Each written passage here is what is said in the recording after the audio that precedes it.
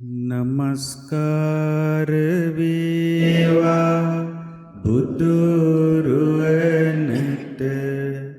සෙමදා බුදු හිමි සරණ යමි. නමස්කාර වේවා ධම්රුවනට සෙමදා සදහම් සරණ යමි. නමස්කාර වේවා සංඝරුවනට සෙමදා මහා සංඝ සරණ යමි. නමස්කාර වේවා තුනුරුවනට සෙමදාති සරණ සරණ යමි. සාදු සාදු සාදු.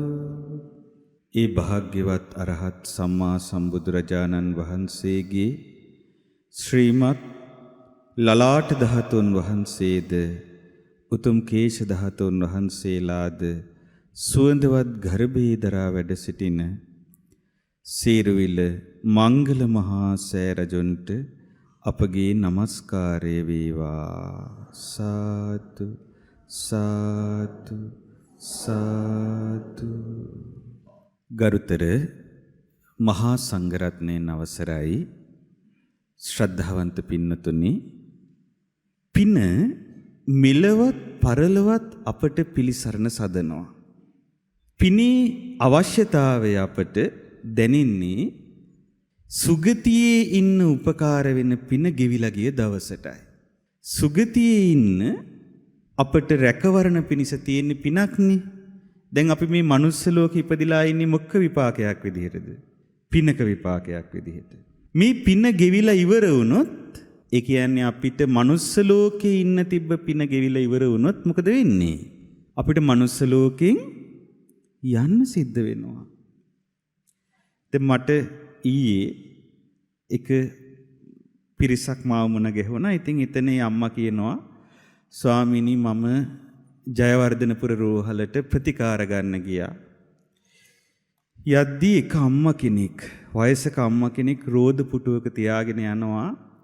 ඒ අම්මා කෑ ගහනවලු, මගේ ඇඟ දනවා, මට දැවිල්ලයි, මට ගින්දර පේනවා කිය කෑ ගහනවලු. දැන් මොනවද මේ පහළ වෙලා තියෙන්නේ? මොනවද? නිමිති. මොනවද පහළ වෙලා තියෙන්නේ? නිමිති. මොකක් ගැන නිමිතිද? ඊළඟ ජීවිතය ගැන නිමිති. පුබ්බ නිමිති, පෙර නිමිති පහළ වෙලා. තමන් ඊළඟට යන උපත ගැන. බොහෝ දෙනෙකුට මේ தത്വයට පත් වෙද්දි පින්නතුනි ප්‍රමාද වැඩි. දැන් මට මතකයි අපේ එක්තරා ඥාති කෙනෙක් අසනීප වෙලා හිටියා කාලයකට කලින් දුරින් ඥාති වෙන්න. ඉතින් එතකොට මේ අපි අහම්බෙන් වගේ මේ ප්‍රදේශයෙන් වැඩම කරද්දී ඒ ඥාති කෙනාව මුණ ගැහුණා. එතකොට දැන් හොඳටම අසනීප වෙලා. තව දවසයිද දෙකයිද කියලා තේරෙන්නේ නැහැ. එතකොට ඒ කෙනා කියනවා, අනේ ස්වාමීනි මේ හැම තැනම නයිනේ. හැම තැනම කවුද ඉන්නේ? ඕ සර්වය පේනවා කියන්නේ. දැන් මොනවද මේ? නිමිති. ඊළඟ උපත ගැන දේවල් පේනවා. නමුත් ගොඩක් දෙනෙකුට ඒවා පේන වෙලාවට එතනින් ගොඩ එන්න ක්‍රමයක් හදාගන්න පුළුවන්ද බැරිද? බෑ පින්නතුනි. ඒක හරි සංවේදී කාරණයක්. එක්තරා පවුලක එක අම්මා කෙනෙකුට හොඳටම අසනීප වුණා. ඉතින් ඒ අම්මා හොඳටම අසනීප වුණාට පස්සේ පිළිකාවක් මහරගම පිළිකා රෝහලේ තමයි නැවැත්තුවේ. ඉතින් දරුවෝ හිටියා, දුවලත් හිටියා. නමුත් හැමෝම වැඩ. දැන් ඒ අයගේ දරු පවුල් ගොඩ දාගන්න වැඩට යන්න වෙනවා. ඉතින් මේ දරුවෝ මොකද කරන්නේ? මේ අතර දුවලා ටික මාරුවෙන් මාරුවට අම්මව හවසට බලන්න යනවා. දැන් උදේ දවල් ඉස්පිරිතාලෙන් මං හිතන්නේ කන්න හම්බෙනවා ඇති. හවසට අම්මව බලන්න යනවා. ඒ අම්මත් හරි තීරුම් ගැනීමකින් හිටියේ ළමයි ගැන. හැබැයි එක දවසක් ඒ දුව යද්දී අම්මා හොඳටම බය වෙලා. අම්මා කියනවා අනේ දුවේ අද මන් ළඟ ඉන්න පුළුවන්ද? මේ දුව කියනවා ඒ වෙලාවේ අනේ අම්මේ ගෙදර ළමයි තනියමනේ. මං ගියේ නැත්තම් ළමයින්ට කෑම ටික හදලා දෙන්න කෙනෙක් නෑ. එතකොට අම්මා කියනවා අනේ දුවේ අද විතරක්. ඊට පස්සේ ඇයි අම්මේ කියලා ඇහුවා. එතකොට අම්මා බයෙන් බැලුවා අනිත් පැත්තේ ඇඳ දිහා. බලලා කියනවා අනේ පුතේ ඊරේ මෙන්න මෙහිම 4 දිනක් මෙතෙන්ට ආවා. ඒ කියන ලක්ෂණ කාගේ ලක්ෂණද? නිරයේ නිරිපල්ලන්ගේ ස්වභාවය. ධර්මයේ යම් විදිහකට විස්තර වෙනවා නම් ඒව තමයි කියන්නේ. හැබැයි මේ කියන අම්මා කතෝලික. බෞද්ධ කෙනෙක් නෙවෙයි. ඒකට කියනවා ඊයේ මේ ඇඳේ හිටපු කෙනාව අරගෙන ගියා. කියලා ගියේ මම අද අපි හෙට එනවා උඹව ගෙනියන්න. එතකොට උඹේ ආයුෂ තව දවසයි. අනේ දුවේ මට බයයි කියලා අම්මා කිව්වා. දැන් දුව බැලුවා අල්ලපු ඇඳ. ඇත්තටම අල්ලපු ඇඳේ හිටපු කෙනා නේද? රෑ මැරිලා. ඊට පස්සේ දුව හිතුවා මේ අම්මට මේ විකාර පේනවා. ඒ ධර්මයක් දන්නෙත් නෑනේ. අම්මට විකාර පේනවා මේ කියවනියෝ වෙන්නේ නැති ලෙඩේ වැඩි වෙලා කියලා. ඉතින් දුව කිව්වා අනේ අම්මේ මට නම් ඉන්න බෑ අද. බලමු හෙට බලමුකෝ කියලා ගියා. පහුවෙනිදා උදේම තව දරුවෙක් කැඳ එකක් අරගෙන එනවා අම්මා බලන්න. අම්මා ජීවිතුන් අතර නෑ. දැන් බලන්න පින්නතුනේ දැන් අපිට එකපාර කියන්න තේරෙන්නේ. නමුත් මේ එක එක්කෙනාට Tamanගේ ජීවිතේ ඊළඟ ජීවිතය ගැන විවිධ නිමිති පහළ වෙනවා. දැන් මනුස්ස ලෝකෙත් එහෙමයි නේද? එතකොට අපි තීරුම් ගන්න ඕනේ දේ තමයි ඊ දවස වෙනකන් නොඉඳ ඊට කලින් අපි අපේ පරලොව ගැන රැකවරණය හදාගන්න ඕනේ. එහෙම සැලැස්මක් තියනවද ඔබට? පරලොව ගැන සැලැස්මක් තියෙන ඇත උස්සන්න බලන්න.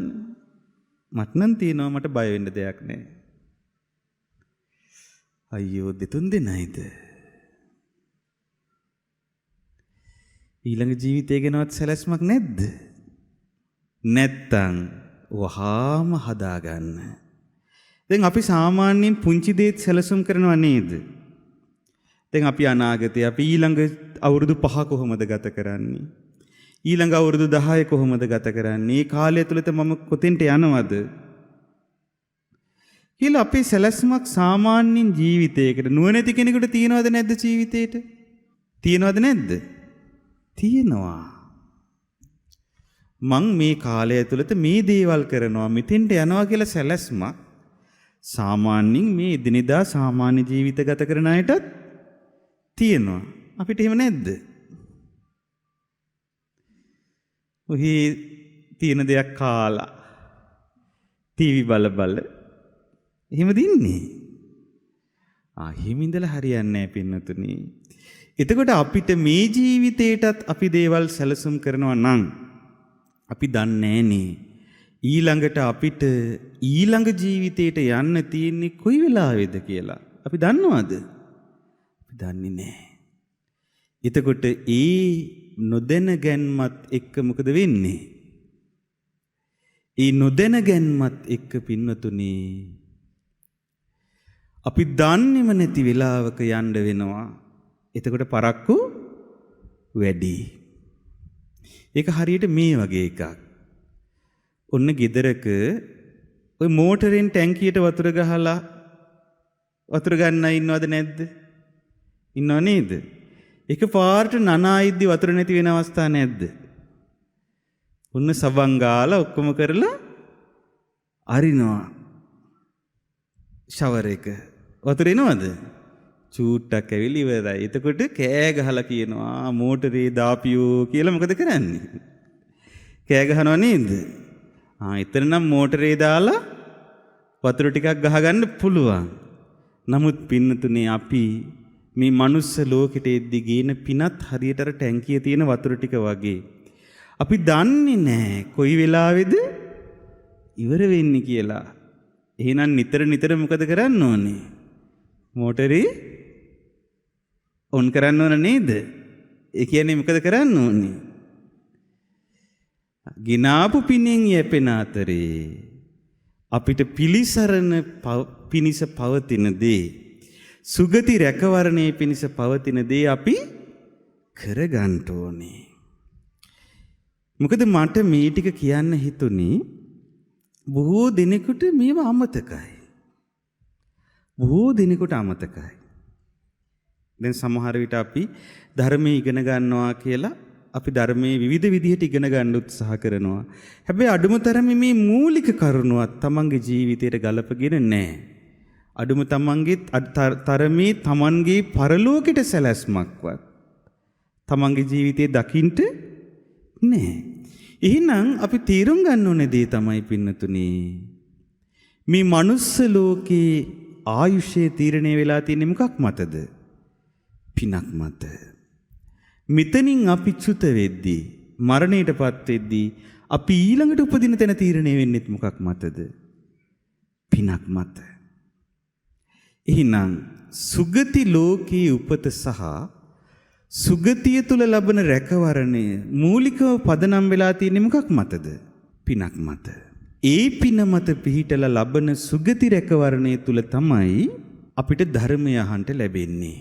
ඒ ධර්මය හරියට ගලපගෙන මේ ජීවිතේ නම් වූ ලෝකේ ස්වභාවය පංච උපාදානස්කන්ධ විදිහට, පටිච්ච සමුප්පාද විදිහට, ආයතන විදිහට, ධාතු විදිහට කෙනෙක් දැක්කොත් අන්න ඒ කෙනාට තමා තුළින්ම ධර්මයේ දැකලා අර සුගති රැකවරණයේ තුල ස්ථිර බවක් ඇති කරගන්න පුළුවන්. ඒක වෙන්නේ සක්කාය දිට්ඨි, විචිකිච්ඡා, සීලබ්බත පරාමාස කියන සංයෝජන ධර්ම තුන ප්‍රහාණය කිරීමෙන්. නමුත් පින්නතුනේ එතෙන්ට යන්න නම් අපිට ඒකට ඕනේ හේතු සම්පත් නිතර අප තුල වඩා ගන්න ඕනේ. ඒ වගේම ඒ සඳහා අවශ්‍ය සුගතිය තුල ඉඳීමේ හැකියාව, සුගතිය පිණිස උපකාර වෙන පින් අපි මේ අවස්ථාව ලැබුණු වෙලාවේ කරගන්න ඕනේ. මේක අපිට විතරක් පොදු දෙයක් නෙවෙයි. දිව්‍ය ලෝකයේ දෙවිවරුන්ටත් එහෙමයි. දැන් දිව්‍ය ලෝකයේ දෙවිවරු කියන්නේ කොයි වගේ පිරිසක්ද? මේ සසරේ අපි වගේම ගමන් කරන පිරිසක්. නමුත් දිව්‍ය ලෝකයේ තියෙන විශේෂත්වය මොකක්ද? දිව්‍ය ලෝකයේ දැන් මනුස්ස ලෝකයේ ආයුෂ නම් මෙහිම කරද්දි ඉවර වෙලා යනවද නැද්ද? ඉවර වෙලා යනවා. අපිට ඒක දැනෙනවද නැද්ද හැබැයි? නේ අපි හිතන්නේ කොහොමද? අපි හිතන්නේ අපි ගොඩාක් කල් ජීවත් වෙන අය වගේ නේද? මේ ඉන්න පොඩි කාලෙට අපි හිතන්නේ අපි හැමදාම ජීවත් වෙන අය වගේනේ. නමුත් පින්නතුනේ ඒක හරියට මේ වගේ එකක්. ඔන්න ඔබ දැකලා තියෙනවද අර චූටි මැස්සෝ වගේ සත්තු జాති ඉන්නවා. ඒ සත්තු එක කාලෙකදී ගුල් වලින් එළියට එනවා. ඇවිල්ලා පියාඹන්න පටන් ගන්නවා. හැබැයි ජීවත් වෙන්නේ කොච්චර කාලයක්ද? දවස් 2-3ක් ඇතුළත වුන් ඔක්කොම මැරිලා යනවා. දවස් 2-3ක් ඇතුළත වුන් සියලු දෙනාම මැරෙනවා. ඒකට දැන් අපි අවුරුදු 100ක් ජීවත් වෙන අයනේ අපි. අවුරුදු 100ක් ජීවත් වෙනවද නෑ නේද? දැන් මේ කාලේ හැටියට ගත්තොත් කොච්චරක්ද? අවුරුදු 70ක් කියමු.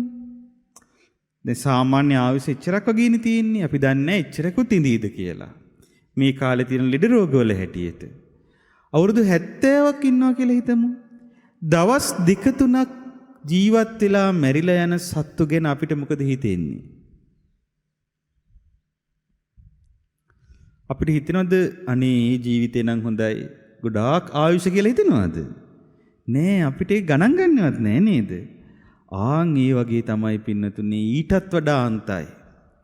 දිව්‍ය ලෝකේ දෙවිවරුයි මිනිස් ලෝකේ මිනිස්සුයි සැලකුවාම අපි මේ තියෙන අවුරුදු 70 80 කියන්නේ දිව්‍ය ලෝකේ සමහර දිව්‍ය ලෝක වලට එක දවසක් වගේ.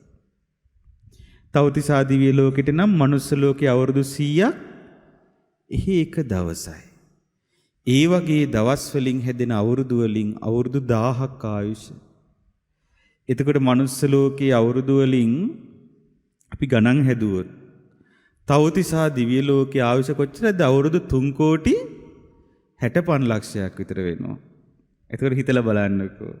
මේ අවුරුදු 70 80 මොකක්ද නේද? එතකොට දිව්‍ය ලෝකේ තියෙන විශේෂත්වයක් තමයි දිව්‍ය ලෝකය කියන්නේ සුගති ලෝකයක්. ඒ කියන්නේ ධර්මය අවබෝධ කරන්න පුළුවන් ලෝකයක්. ඒ වගේම දීර්ඝායුෂ්කයි. ඒ නිසා යම් රැකවරණයක් ජීවිතේට තියෙනවා. ඒත් එක්කම ධර්මය ප්‍රගුණ කරන කලන මිතුරන් දිව්‍ය ලෝකවල ඉන්නවද නැද්ද? ඉන්නවා. බුදුරජාණන් වහන්සේගෙන්ම ධර්මය අහපු කල්යාණ මිත්‍ර දෙවිවරු දිව්‍ය ලෝකේ ඉන්නවා. එතකොට නමුත් දැන් දිව්‍ය ලෝකේ ඉපදුනාට පස්සෙත් දැන් අපි හිතමු කෙනෙක් දිව්‍ය ලෝකේ ඉපදිනවා. දැන් දිව්‍ය ලෝකේ ගොඩාක් සැප සම්පත් තියනවද නැද්ද? තියෙනවා. එයා ඒ සැප සම්පත් වලටම වසඟ වෙලා හිටියොත් එයාට එකම වාසියකට තියෙන්නේ අර දීර්ඝායුෂත් එක්ක තියෙන රැකවරණේ විතරයි.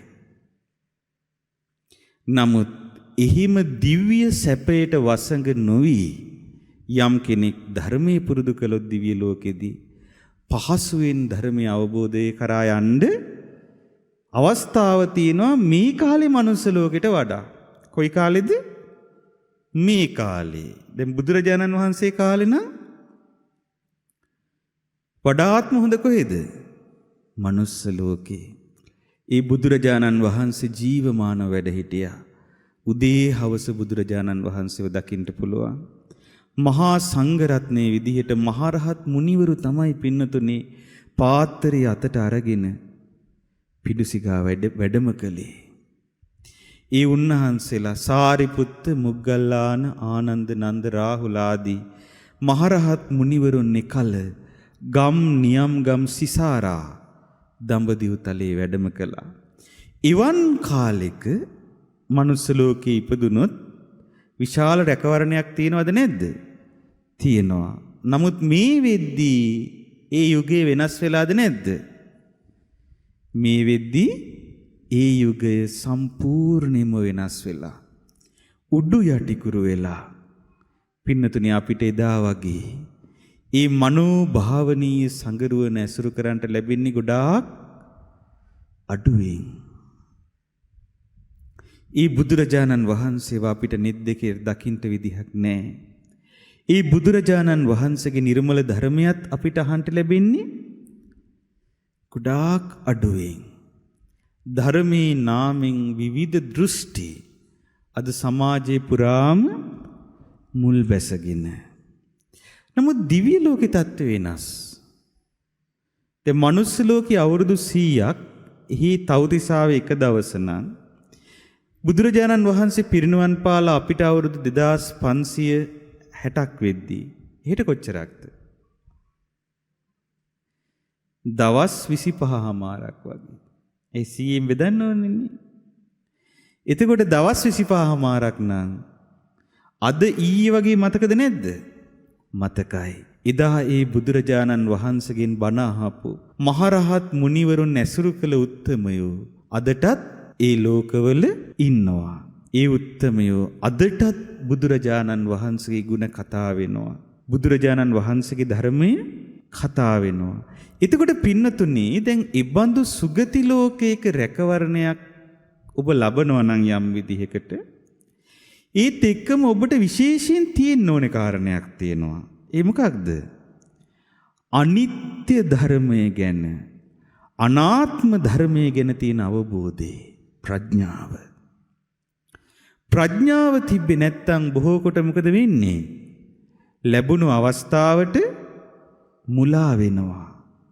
මුලා වෙලා ධර්මයේ පැත්තට එන්නේ නැතුව අර තියෙන දේවල් වලින්ම මත්වෙවි ඉන්න එක තමයි වෙන්නේ. දැන් එහෙම වුණානේ එක්තරා දෙව්දුවකට. ඔබ අහලා තියෙනවද මේ කතාව? එක දෙව්දුවක් හිටියා. මේ දෙව්දුව හිටියේ එක්තරා දිව්‍ය රාජයෙකුගේ පරිවාර පිරිසේ. එතකොට මේ දිව්‍ය රාජයාගේ එක්තරා දිව්‍ය අප්සරාවක් වෙලා තමයි හිටියේ. මේ දිව්‍ය පුත්‍රයා හරි කැමති නන්දන වනයේට ගිහිල්ලා මල් නෙලන්ට. ඉතින් එදත් ඒ පිරිස නන්දන වනයේට ගියා මල් නෙලන්ට. ගිහිල්ලා දැන් මල් එක කොටසක් මල් කඩනවා, අනිත් කොටස මල් මාලා ගොතනවා. උන් උදේම ගියේ. එකපාරම මොකද උනේ? අර දිව්‍ය අප්සරාව චුත වුණා. ඒ සාමාන්‍යයෙන් දිව්‍ය අප්සරාවන්ට එකපාරට ගොඩාක් పూర్ව නිමිති පහළ වෙන්නේ සියුම් කාලයකට, පොඩි කාලයකට. එතකොට හිම චුත වුණා. චුත වෙනවත් එක්කම පින්නතුනේ එයා උපන්නේ මනුස්ස ලෝකේ. මනුස්ස ලෝකේ මිනිස් දියණියක් වෙලා ඉපදුනා. හැබැයි එයාට කලින් ජීවිතේ මතකයි. මම අසවල් දිව්‍ය පුත්‍රයාගේ බිරින්දෑ වෙලා හිටියා කියන එක මතකයි. අවුරුදු 16 පිරෙද්දි කසාදයක් කරලා දුන්නා. දැන් ඉතින් මහත්තයා ගෙදර ඉන්නේ. ඔය අතර මහා සංගරුවන ඇසුරු කරන්ට ලැබුණා. අනේ මේ තරුණ දරුවා හැකි පමණ මොකද කරන්නේ? පින්ම කරනවා. පින්ම කරනවා. මෙයා හැමදාම පින් කර මෙයා කියන්නේ මොකක්ද? අනේ මට මගේ ස්වාමියා ළඟටම යන්න ලැබේවා. මට මගේ ස්වාමියා ළඟටම යන්න ලැබේවා කියලා කියනවා. එතකොට දැන් මේ හැමෝම හිතුවා අනේ බලන්න මෙයා තමන්ගේ මහත්තයාට කොච්චර ආදරේද. මහත්තයත් වෙන හැඟීමෙන් හිටියේ ඇයි? මේ මල් ළඟටම ඉන්න පතනවා කියලා. හැබැයි පතලා තියෙන්නේ කාවද? ඒ මහත්තයාද? නෑ, කලින් ජීවිතයක් කෙනා. කොහෙද ඉන්නේ දැන්? තවතිසාවේ. එයා හැබැයි ඒක කාටවත් කිව්වද? කාටවත් කිව්වේ නෑ. මේ නිසාම මෙයාට නමක් වැටුණා පතිපූජිකා කියලා. තමන්ගේ ස්වාමි පුරුෂයාව පුදන ස්ත්‍රිය පතිපූජිකාව. ඉතින් මේ පතිපූජිකාව මොකද කරන්නේ? ඒ ගමේ තිබුණ දන්හලක්. වනාන්තරයේ ඉන්න භික්ෂූන් ආරණ්‍යයේ ඉඳලා ওই දන්හලට පිණ්ඩපාතේ වඩිනවා.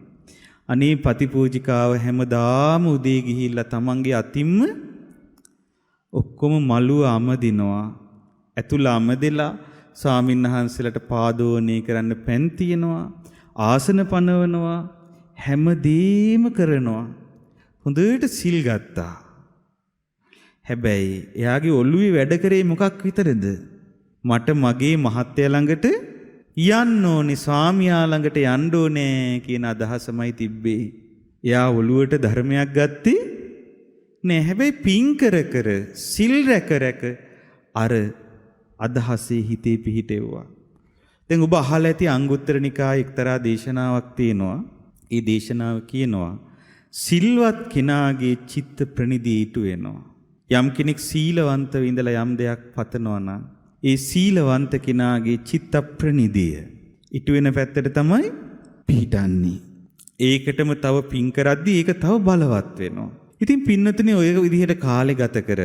ඔය විදිහට කාලේ ගත කරලා ඔන්න දවසක් ඔහොම ඉඳිද්දී මොකද වුනේ? මේ ඔය විදිහට කාලේ ගත කරද්දී එක දවසක් ඔන්න වෙනදා වගේම උදේම ගිහිල්ලා වත් පිළිවෙත් කරලා පන්සිල් රැකගෙන මහා සංඝරත්නයට උපස්ථාන කරලා මේ පතිපූජිකාව සතුටින් හිටියා. එදා හදිසියේ ඇතිවෙච්ච ආබාධයකින් ඈ කලුරිය කළා. දැන් පහුවෙනිදා ස්වාමින්වහන්සේලා වැඩලා බලද්දී ස්වාමින්වහන්සේලා දැන් දකින්නවා දන්හල අපිලිවෙලයි. පතිපූජිකාවත් පේන්නේ නැහැ. වෙනදා වගේ පානීය පරිභෝජන පැන් මොනවත් සූදානම් නැහැ. ඉතින් භික්ෂුන් ඇහුවා කොහොමද පතිපූජිකාව? හැමදාම සංඝයාට උපස්ථාන කරනවා නෝය. එතකොට අනිත් ගමේ අය කිව්වා අනේ ස්වාමීනි ඊයේ රාත්‍රියේ කලුරිය කළා. ඉතින් දැන් ස්වාමීන් වහන්සේලා දන් වළඳලා ගිහී බුදුරජාණන් වහන්සේ ළඟට ගිහිල්ලා ඇහුවා අනේ ස්වාමීනි අර උපාසිකාව පතිපූජිකාව මරණයටපත් වුණානේ. ඊයේ රෑ කලුරිය කරලා. එතකොට බුදුරජාණන් වහන්සේ දේශනා කරනවා මහණෙනි ඔය පතිපූජිකාව තමන්ගේ ස්වාමියා ගැන මහත් සිනහසින් හිටියේ. අන්න ස්වාමියා ළඟටම ගිහිල්ලා. එතකොට භික්ෂුන් වහන්සේලා කියනවා අනේ නෑ ස්වාමීනි ඊයේ කලුරිය කළා. දැන් ස්වාමියා ඉන්නේ කොහමද? තනියම ඉන්නේ. ස්වාමියා දැන් තනියම ඉන්නේ. එතකොට බුදුරජාණන් වහන්සේ දේශනා කළා මහණෙනි ඔය පතිපූජිකා තමන්ගේ ස්වාමියා ළඟටම යන්න ඕනේ කියලා පැතුවේ ඔය මේ මනුස්ස ලෝකේ ඉන්න ස්වාමියා ගැන නෙවෙයි. කවුරු ගැනද? කලින් ජීවිතේ එක්කෙනා ගැන. කලින් ජීවිතේ ස්වාමියා ගැන තමයි මේ විදිහට ප්‍රාර්ථනා කළේ කියලා කිව්වා.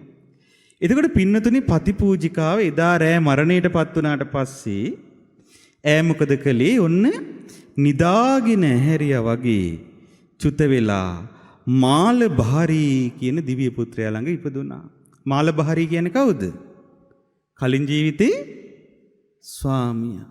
අනේ දැන් මනුස්ස ලෝකෙ ඉපදිලා ළමයි හදලා වයසට ගිහිල්ලා කලුරිය කරලා එහි උපදිද්දි අර මාලාභාරී දිව්‍ය රාජයා තමන්ගේ දිව්‍ය අප්සරාවන් එක්ක මල් මාලා ගොතනවා.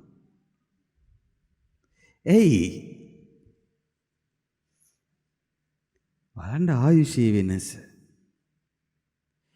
එතකොට දැන් අතන ඉපදුනා විතරයි දුවගෙන ගියා. කවුරු ළඟටද දුවගෙන ගියේ? දිව්‍ය පුත්‍රයා ළඟට ගියාම දිව්‍ය පුත්‍රයා හැරිලා බලලා කිව්වා ප්‍රියාවිය මම උදේවරු දැක්කේ නෑනේ. උදේවරු ඔයාව දැක්කේ නෑනේ කොහෙද හිටියේ කියලා ඇහුවා. එතකොට දැන් කියන්නේ මේ තාම දවසක්වත් ගිහිල්ලාද? දවසක්වත් අවුරුදු 100ක් නේ. දැන් මනුස්ස ලෝකේ අවුරුදු 100ක් එහි කොච්චරක්ද? එක දවසක් මං හිතන්නේ මෙයා 60ක් විතර ඉන්නේ නැති මනුස්ස ලෝකේ 60ක් 70ක් නේ. දවසක් ගිහිල්ලාද? තාම උදේ ඉඳලා දැන් මේ හවස් වෙලා. උදේ හරි දැක්කේ නෑ කියලා කිව්වා. එතකොට කියනවා අනේ ස්වාමීනි හරි වැඩේ උනේ මම චුත වුණා. මගේ ආයුෂ ඉවර වුණා. මං චුත වෙලා මනුස්ස ලෝකෙ ඉපදුනා කියලා. ඒ වෙලාවේ අර දිව්‍ය පුත්‍රයා ලස්සන ප්‍රශ්න ටිකක් අහනවා. ඒ දිව්‍ය පුත්‍රයා අහනවා මේ එතකොට ඔයා කොහෙද ගියේ? මනුස්ස ලෝකෙට ගියා කිව්වා. එතකොට කියනවා ඔයා එහි කොච්චර කල් හිටියද කියලා. එතකොට කියනවා අනේ ස්වාමීනි මම මව් කුසේ 10 මාසයක් හිටියා. කොච්චරක්ද? අම්මයි කුසේ මව් කුසේ මනුස්ස ලෝකේ මව් කුසේ ඉන්න තියෙන්නේ. මව් කුසේ 10 මාසයක් හිටියා. වයස 16 දී විවාහ වුණේ. වයස 16 දී විවාහ වුණේ.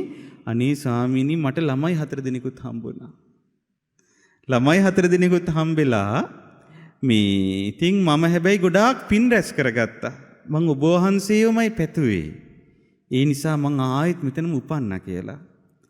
එතකොට අර දිව්‍ය පුත්‍රයා අහනවා එතකොට මිනිස්යන්ට ආයුෂ කොච්චරක් විතර තියෙනවද?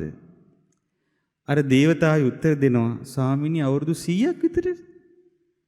එතකොට කියන්නේ එහි කොච්චර දවසක්ද? දිව්‍ය ලෝකේ එක දවසක්. එතකොට අහනවා හාපු එච්චරක්ද? ඇයි මේ හරියට අපිට අර නිකන් මෙරුවගෙන පේනවා වගේ නේද? ඒ වුණොත් ඉන්නේ දවසයි දෙකයි ඉන්නේ. ඒ වගේ තමයි දිවිවරු මේ මනුස්ස ලෝකේ දකින්නේ පින්නතුනේ. එතකොට ওই දිව්‍ය පුත්‍රය අහනවා ඉතින් එහෙමනම් මිනිස්ලෝ ඉපදුණු අය කෑමට බීමට නින්දටද වැඩි කාලයක් යොදවන්නේ එහෙම නැත්තම් දාන ආදී පින්කම් කරනවද කියලා ඇහුවා. ඔබට හිතෙන්නේ මොකද්ද?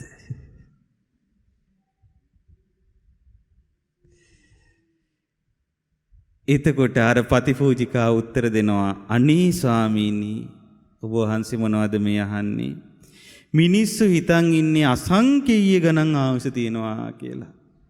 උන්දෙලා අජරාමර වෙලා කියලා තමයි හිතාගෙන ඉන්නේ ගානක්වත් නැහැ කිව්වා. ඇත්තද බොරුද? ඇත්ත නේද? දැන් බලන්න දැන් අද ගොඩාක් අය එහෙම නේද ජීවත් වෙන්නේ? හැමදාටම ඉන්නවා වගේ ජීවත් වෙන්නේ. මේ අපිට තියෙන පින්නතුනි හරියට අර මෙරුවෙක් දවසක් ගත කරනවා වගේ පුංචි කාලයක් මේ මනුස්ස ලෝකේ ඉන්න. නුවණැත්තෙක් හරියට මේක දැක්කොත් ඒ නුවණැත්තා ජීවිතයට යහපත සලසා ගන්නවා. තීරුමක් නැති දේ අතාරිනවා. තමන්ගේ ජීවිතේ අර්ථාන්විතව ගත කරන හැම මොහොතකම පිනක් රැස් කරගන්නවා. මම ඒකයි කිව්වේ. අපිට මේ කාලේ ගොඩාක් ලස්සන පින් ගොඩක් කරන්න ලැබුණු කාලයක්. දැන් අපි හිතමු ඔබ ගෙදරින් පිටත් වෙලා වැඩට යනවා කියලා. ඔබේ ගෙදර බතක් ඉදෙනවා නම් ඔබට පුළුවන් නම් තවත් බත් පාර්සලයක් උයන්න. ඒ කියන්නේ වැඩිපුර හාල් හුණ්ඩුවක් උයන්න වෙන කෙනෙක් වෙනුවෙන්.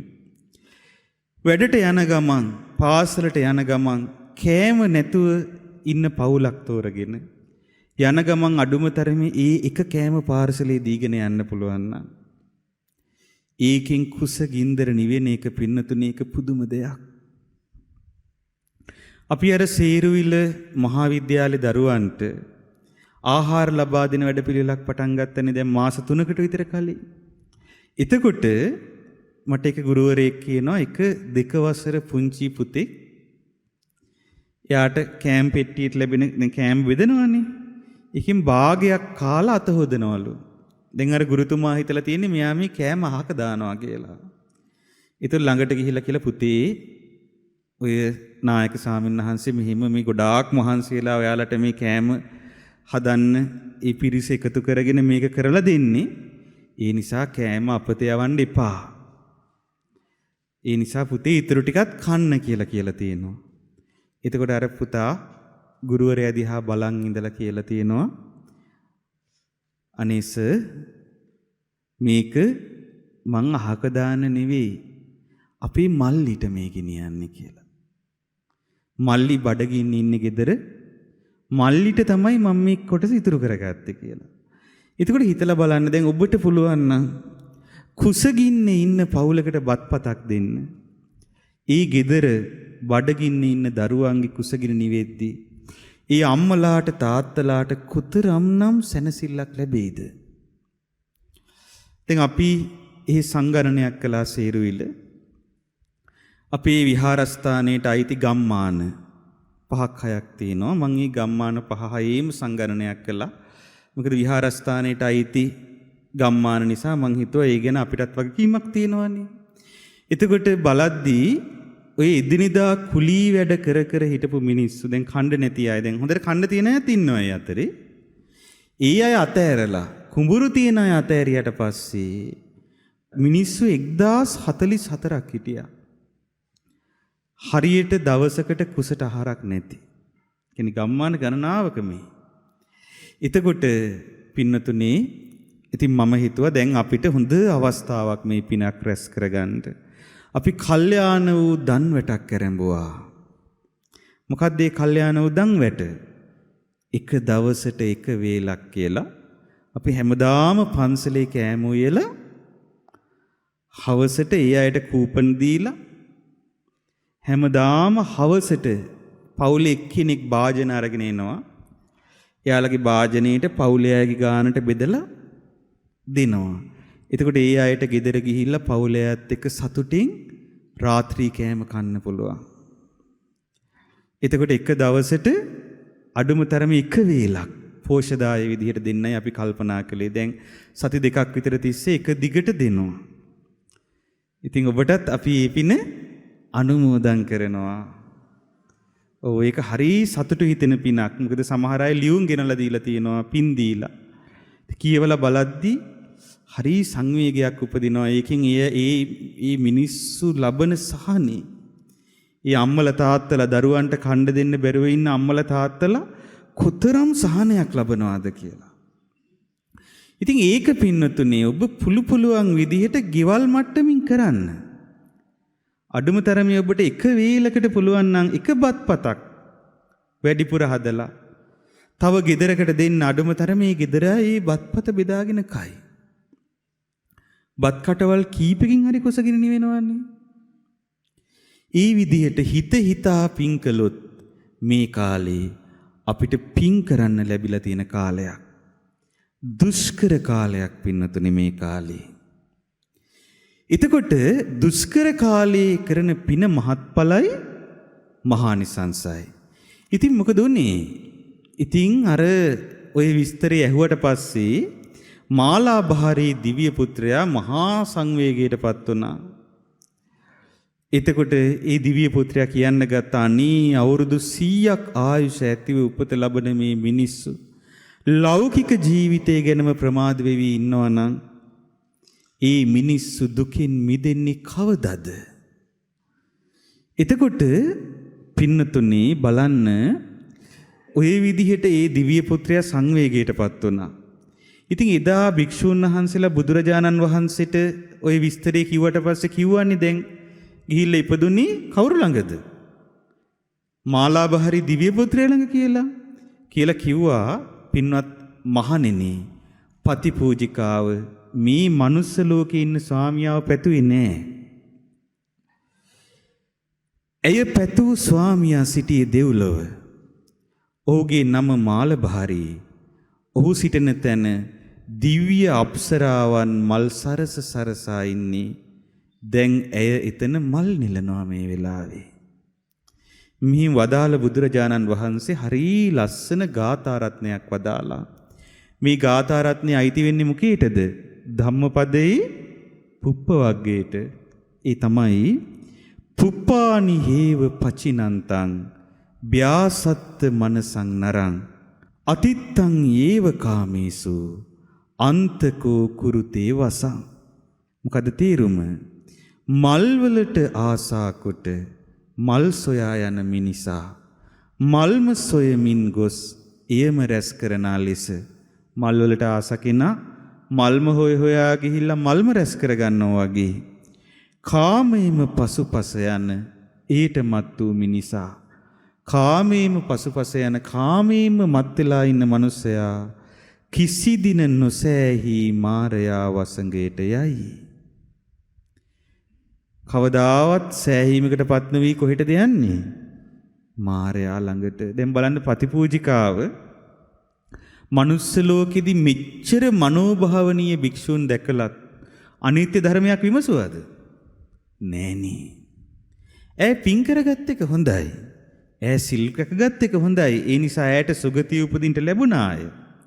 ඉතින් මොකක් හරි පිනකට සමහර විට දැන් මේකෙන් සංවේගයටපත් වෙච්ච මාලාභාරී දිව්‍ය පුත්‍රයා එතුමාගේ දිව්‍ය අප්සරාව 500ත් එක්ක ඔන්න බුදුරජාණන් වහන්සේ ළඟට ඇවිල්ලා බණ ඇහුවනම් සමහර විට ධර්මයේ අපි දන්නේ හිම අවබෝධ කරලාද කියලා.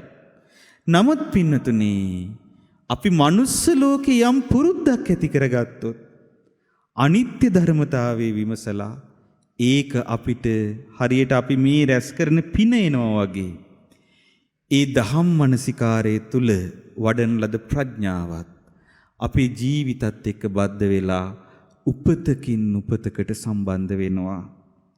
ඒ නිසා ඔබ විශේෂයෙන් හොඳට පින් දහම් කරන්න ඕනේ. ඒත් එක්කම හොඳට අනිත්‍ය මනසිකාරයේ යෙදෙන්න ඕනේ. ඒක හරිය වැදගත් එකක්. ගොඩාක් අයට මේක අමතකයි. අඩුම තරමේ දවසට එක වතාවක්වත් අනිත්‍ය මනසිකාරයේ දෙන්න. මේ ඇස ගැන කල්පනා කරන්න. මේ ඇස හේතුන් නිසා හටගත් දෙයක් හේතු නිරුද්ධ වීමෙන් නිරුද්ධ වී යන දෙයක්. එහෙනම් මේ ඇස අනිත්‍යයි. මේ ඇස එහෙනම් මම මගේ ආත්මය කියලා අපිට ඕනෑ විදිහට පවත්වන්න බෑ, අනාත්මයි. මේ කනත් එහෙමයි. නාසය, දිවකය, මනස කියන ආයතන 6 ගැන හොඳට නුවණින් අනිත්‍ය මනසිකාරේ යෙදෙන්න. ඒ විදිහට නුවණින් අනිත්‍ය මනසිකාරේ යෙදෙන කෙනාට හරි පහසුවෙන් දේවල් අතහරින්න පුළුවන් පින්නතුනි. මේ අනිත්‍ය ලෝකයේ දේවල් පහසුවෙන් අතහරින්න පුළුවන්. නැත්තම් මොකද වෙන්නේ? දැන් අපි හිතමු අපි යම් දවසක මරණයටපත් වෙන දවසේ අපිට අපේ ළමයි මතක් වෙන්න පටන් ගත්තොත්, අනේ මට මේ ළමයි දාලා යන්න බෑ. අනේ මට මගේ පෙට්ටගම දාලා යන්න බෑ. අරයා දුන්න මුද්ද තියන්නේ කී. ඒක දාලා යන්න බෑ කියලා හිත හිටියොත් මොකද වෙන්නේ? අන්න කොක්කක් වදිනවා. කොක්ක වදින්නේ ගොඩක් වෙලාවට මනුස්ස ලෝකෙටත් වඩා කොහෙටද? පෙරේත ලෝකෙට ආයෙත් එනවා. ඇයි එහෙම එක අම්මා කෙනෙක් මරණාසන්න වෙලා ඉඳිද්දී මේ දුව මොකද කළේ? අම්මා අතින් මුද්ද නැති වෙයි කියලා හිමීට අම්මගේ මුද්ද ගැලෙව්වා. එහෙම දෝනියෙන්දත් ඉන්නවනේ නේද? අම්මගේ ඔළුව අතගා හිටියා. දැන් ටිකක් හොඳටම අසාධ්‍යයි. මේ දුව හිතුවේ දැන් අම්මා තව කොච්චර වෙලා ඉඳීද දන්නේ නැහැ. ඕක නෑනවත් ගලව ගත්තොත් ඊළඟ ටර්න් එකට එන්නේ නෑනා. ඊට කලින් මං ගලව ගන්නවා කියලා හිතුවා. මේ දෝනියෙන්ද මොකද කළේ? අම්මත් එක්ක ඔළුව අතක ගා නිදි කෙරෙව්වා. අනේ අම්මටත් අර කැක්කුම් වැඩිකමට නිින්ද ගියා. හිමීට අතක ගා ඉඳලා මුද්ද පන්න ගත්තා.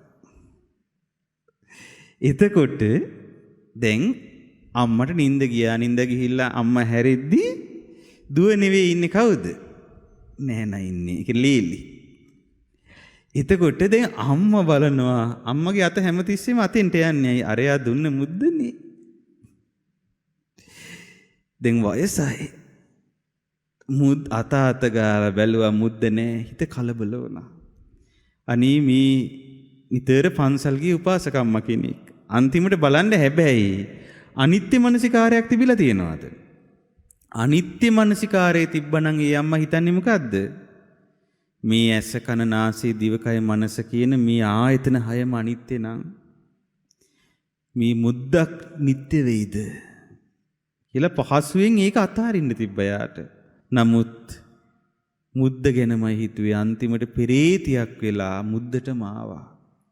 ඒ මුද්ද දාන අයට ජීවිත විනාශ වෙනවා. පින්නතනේ බලන්න මේ සසර හැටි. ඒ නිසා අල්ප මාත්‍රික දෙයක් කියන්න එපා. දැන් අපි හිතමු දැන් සමහර වෙලාවට ඔබට හිතෙන්න පුළුවන් ඔබට ප්‍රශ්න තියෙනවා කියලා හිතමු ගෙදර. දැන් සල්ලිත් නැහැ. ගෙදර ප්‍රශ්න. ඔය ASCII මොකද වුනේ? දැන් ඔබට ඔබට හිතෙන්න පුළුවන් දැන් අපි හිතමු ඔන්න ආච්චි අම්මත් වයසයි. ආච්චි ගොඩාක් පිනුත් කරලා තියෙනවා. සමහර විට කෙනෙකුට ප්ලෑන් එකක් ඔලුවට එන්න පුළුවන්. දැන් මේ ආච්චි නම් පොතේ හැටියට ආච්චි නම් යන්න ඕනේ කොහෙටද? හොඳ තැනකට. එතකොට ආච්චිට කියන්න ඕනේ අනේ ආච්චි අපි ගැනත් මොකද්ද? අපි නිකන් කියන්නේ නැද්ද දැන් සමහර අයට කියනවන්නේ ගියාම අපි ගැනත් බලන්න කියලා. ඒ වගේ අපි ගැනත් ආච්චි බලන්න. මේ බලන්න මේ දරුවෝ අසරණ වෙලා ඉන්න හැටි බලන්න කියලා කියන්න හිතෙන්න පුළුවන්ද බැරිද? පුළුවන්. කවදාවත් කරන්න එපා ඒක. ඇයි? දැන් සමහර විට අර සුගතියේ යන්න ඉන්න ආච්චිට ඊට පස්සේ මතක් වෙන්නේ කාවද? අර ළඟපාතේ ඉන්න අය. එතකොට එයාගේ සුගති ගමන පවා වලකින් ඉඳ තියෙනවා. ඉතින් අපි හිතමු ආච්චිට තව්තිසාවට හරි තුස්තෙට හරි යන්න පින තිබ්බා කියලා. දැන් නමුත් මනුස්ස ලෝකේ ඉන්න අය ගැන බලන්න නම් ලේසි කොහෙට යන එකද? එක්ක මේ රුක්ෂ දේවතාවෙක් හරි එහෙම වෙන එකනේ. ඊට පස්සේ එතින්ට යනවා. අර ගොඩාක් ඉහළට යන්න තියෙන අවස්ථාවක් නැති වෙනවා. කවදාවත් එහෙම කියන්න යන්න එපා ආත්මාර්ථකාමීව නේද? ඒතර එහි ඉපදුනහම දැන් හැබැයි ආදරයක් තිබ්බනම් එහි ඉපදුනහම බලන අවස්ථාවක් එන්න පුළුවන්ද බැරිද?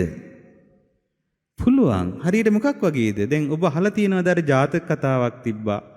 භද්‍ර ඝටය කියලා. අහලා තියෙනවද භද්‍ර ඝට ජාතකය? ඒකේ මොකක්ද උනේ? එක කොළුවෙක් හිටියා. දැන් ඇවිල්ලා මේ ස්කොට් කොළුවෙක් කිව්වට සිටු පුත්‍රයෙක්. අපේ මහබෝසතාණන් වහන්සේ මහා සිටුතුමා වෙලා ඉපදිලා හිටියේ. ගොඩාක් පින් කළා. 80 කෝටියක්ද කොහෙද ධනය. එතකොට මේ ධනය ඔක්කොම පුතාට ඉතුරු කරලා පින් දහම් කරගෙන උන්නාන්සේ දිව්‍ය ලෝකෙ ඉපදුණා. එතකොට තව්තිසාවේ මට මතක හැටියට ඉපදුනේ සක්දිවියෝ වෙලා. එතකොට පුතා මොකද කළේ? තාත්තා නැති වුණා විතරයි. පුතා පාටි දාන්න පටන් ගත්තා. පුතා හොඳට තියෙන සල්ලි ඔක්කොම වියදම් කළා.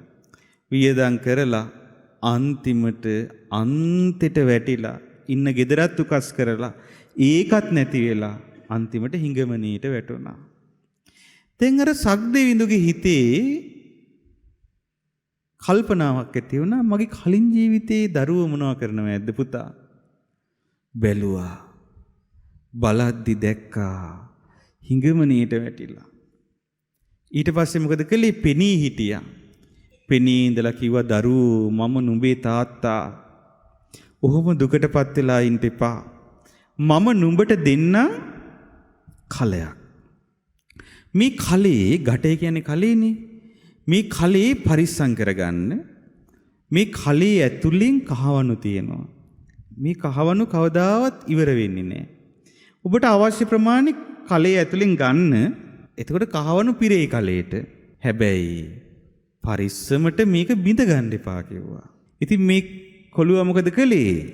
ඒක අරගෙන බැලුවා ඇතුලේ හැබෑට කහවණු. මෙයා මොකද කළේ? කහවණු අරගෙන කලින් වගේම පාටි දාන්න පටන් ගත්තා. දවසක් හොඳටම බීලා වැඩි වුණාම මොකද වෙන්නේ? ආදරේ වැඩි වෙනව නේද සමහර වෙලාවට? බීලා වැඩි වුණාම දැන් සමහර විට නිකන් මහා දෙඩි අය වගේ ඉන්න අය දැන් මහා ඡණ්ඩියෝ බිව්වහම මොකද වෙන්නේ? බිව්වහම නිකන් පූස් පැටව වගේ වෙන්නේ නැද්ද? බීපු වෙලාවට නෝනා කියන හැමදේම කරන මිනිස්සු නැද්ද? ඒ කියන්නේ අර පෞරුෂය මවාගත් එකක් තියන් ඉන්නේ. ඊට පස්සේ ඔය මේ මොනවා හරි ටිකක් බීලා බිව්වහම අර හිත විකෘති වෙනවනේ පොඩ්ඩක්. සිහිය දුර්වල වෙනවා. එතකොට එයා ඒ විකෘති මානසිකත්වයෙන් තමයි ඉන්නේ. ඉතින් මෙයාටත් බීවට පස්සේ ආදරේ වැඩි වුණා.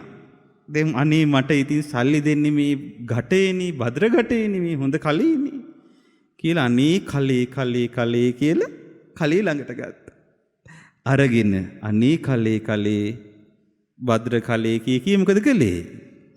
මෙයා දැන් අර කලසෙල්ලම් උඩ දානවා කලේ ආයල්නවා.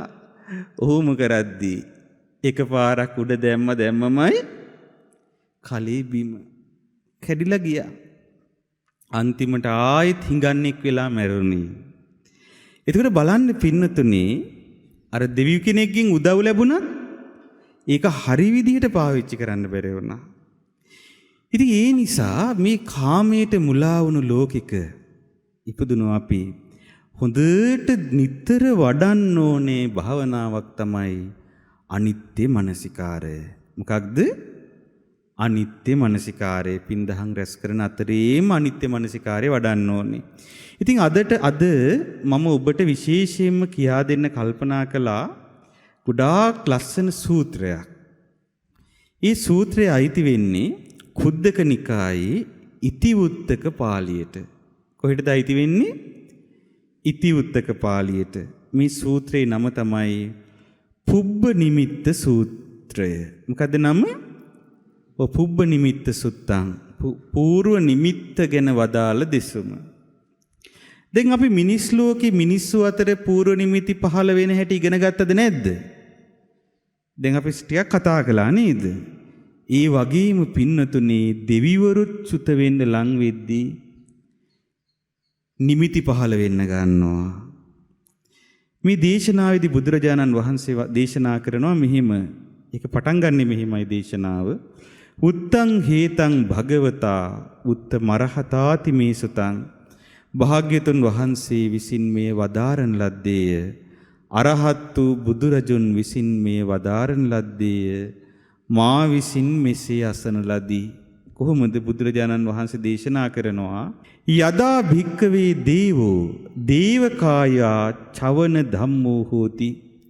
මහණනි ඔන්න දිව්‍ය ලෝකෙන් චුත වෙන යම් කලෙක දෙවියෙක් දෙව්ලොවින් චුත වෙන ස්වභාවයටපත් වෙනවා. එතකොට පංචස්ස පුබ්බ නිමිත්තානි පාතු භවಂತಿ. ඒ දෙවිවරුන්ට මොකද වෙන්නේ? పూర్ව නිමිති පහක් හට ගන්නවා කියනවා. මොනව පහක්ද? పూర్ව නිමිති පහක් හට ගන්නවා. දැන් දිව්‍ය ලෝකෙන් චුත වෙන කාලෙද්දී දැන් අර 3 කෝටි 60 ලක්ෂයක් ආයුෂ තියෙන දෙවිවරු වුණත් චුත වෙන කාලෙ වෙද්දී මෙන්න මේ ලක්ෂණ පහළ වෙන්න පටන් ගන්නවා. මොකක්ද? මාලා මිලායන්ති. පැලඳගෙන සිටින මල් මාලා පර වෙලා යනවා. වත්තානි කිලිස්සන්ති. වස්ත්‍ර මොකද වෙන්නේ? කිලුටු වෙලා යනවා. වස්ත්‍ර කිලුටු වෙනවා. කච්චේහි සේදා මුච්ඡන්ති. කිසිලි වලින් දහඩිය ගලන්න පටන් ගන්නවා. දැන් සාමාන්‍යයෙන් දෙවිවරුන්ට දාඩිය දානවද? දෙවිවරුන්ට දාඩිය දාන්නේ නැහැ පින්නතුනි. නමුත් චුත වෙන්න ලං වෙද්දි කිහිලි වලින් දාඩිය දාන්න පටන් ගන්නවා. කායේ දුබ්බන්නියන් ඔක්කමති. කය දුර්වර්ණ වෙන්න පටන් ගන්නවා. ශරීරය දැන් අර දිලිසෙන ලස්සන පාට නිකන් දුර්වර්ණ පාටක් එනවා.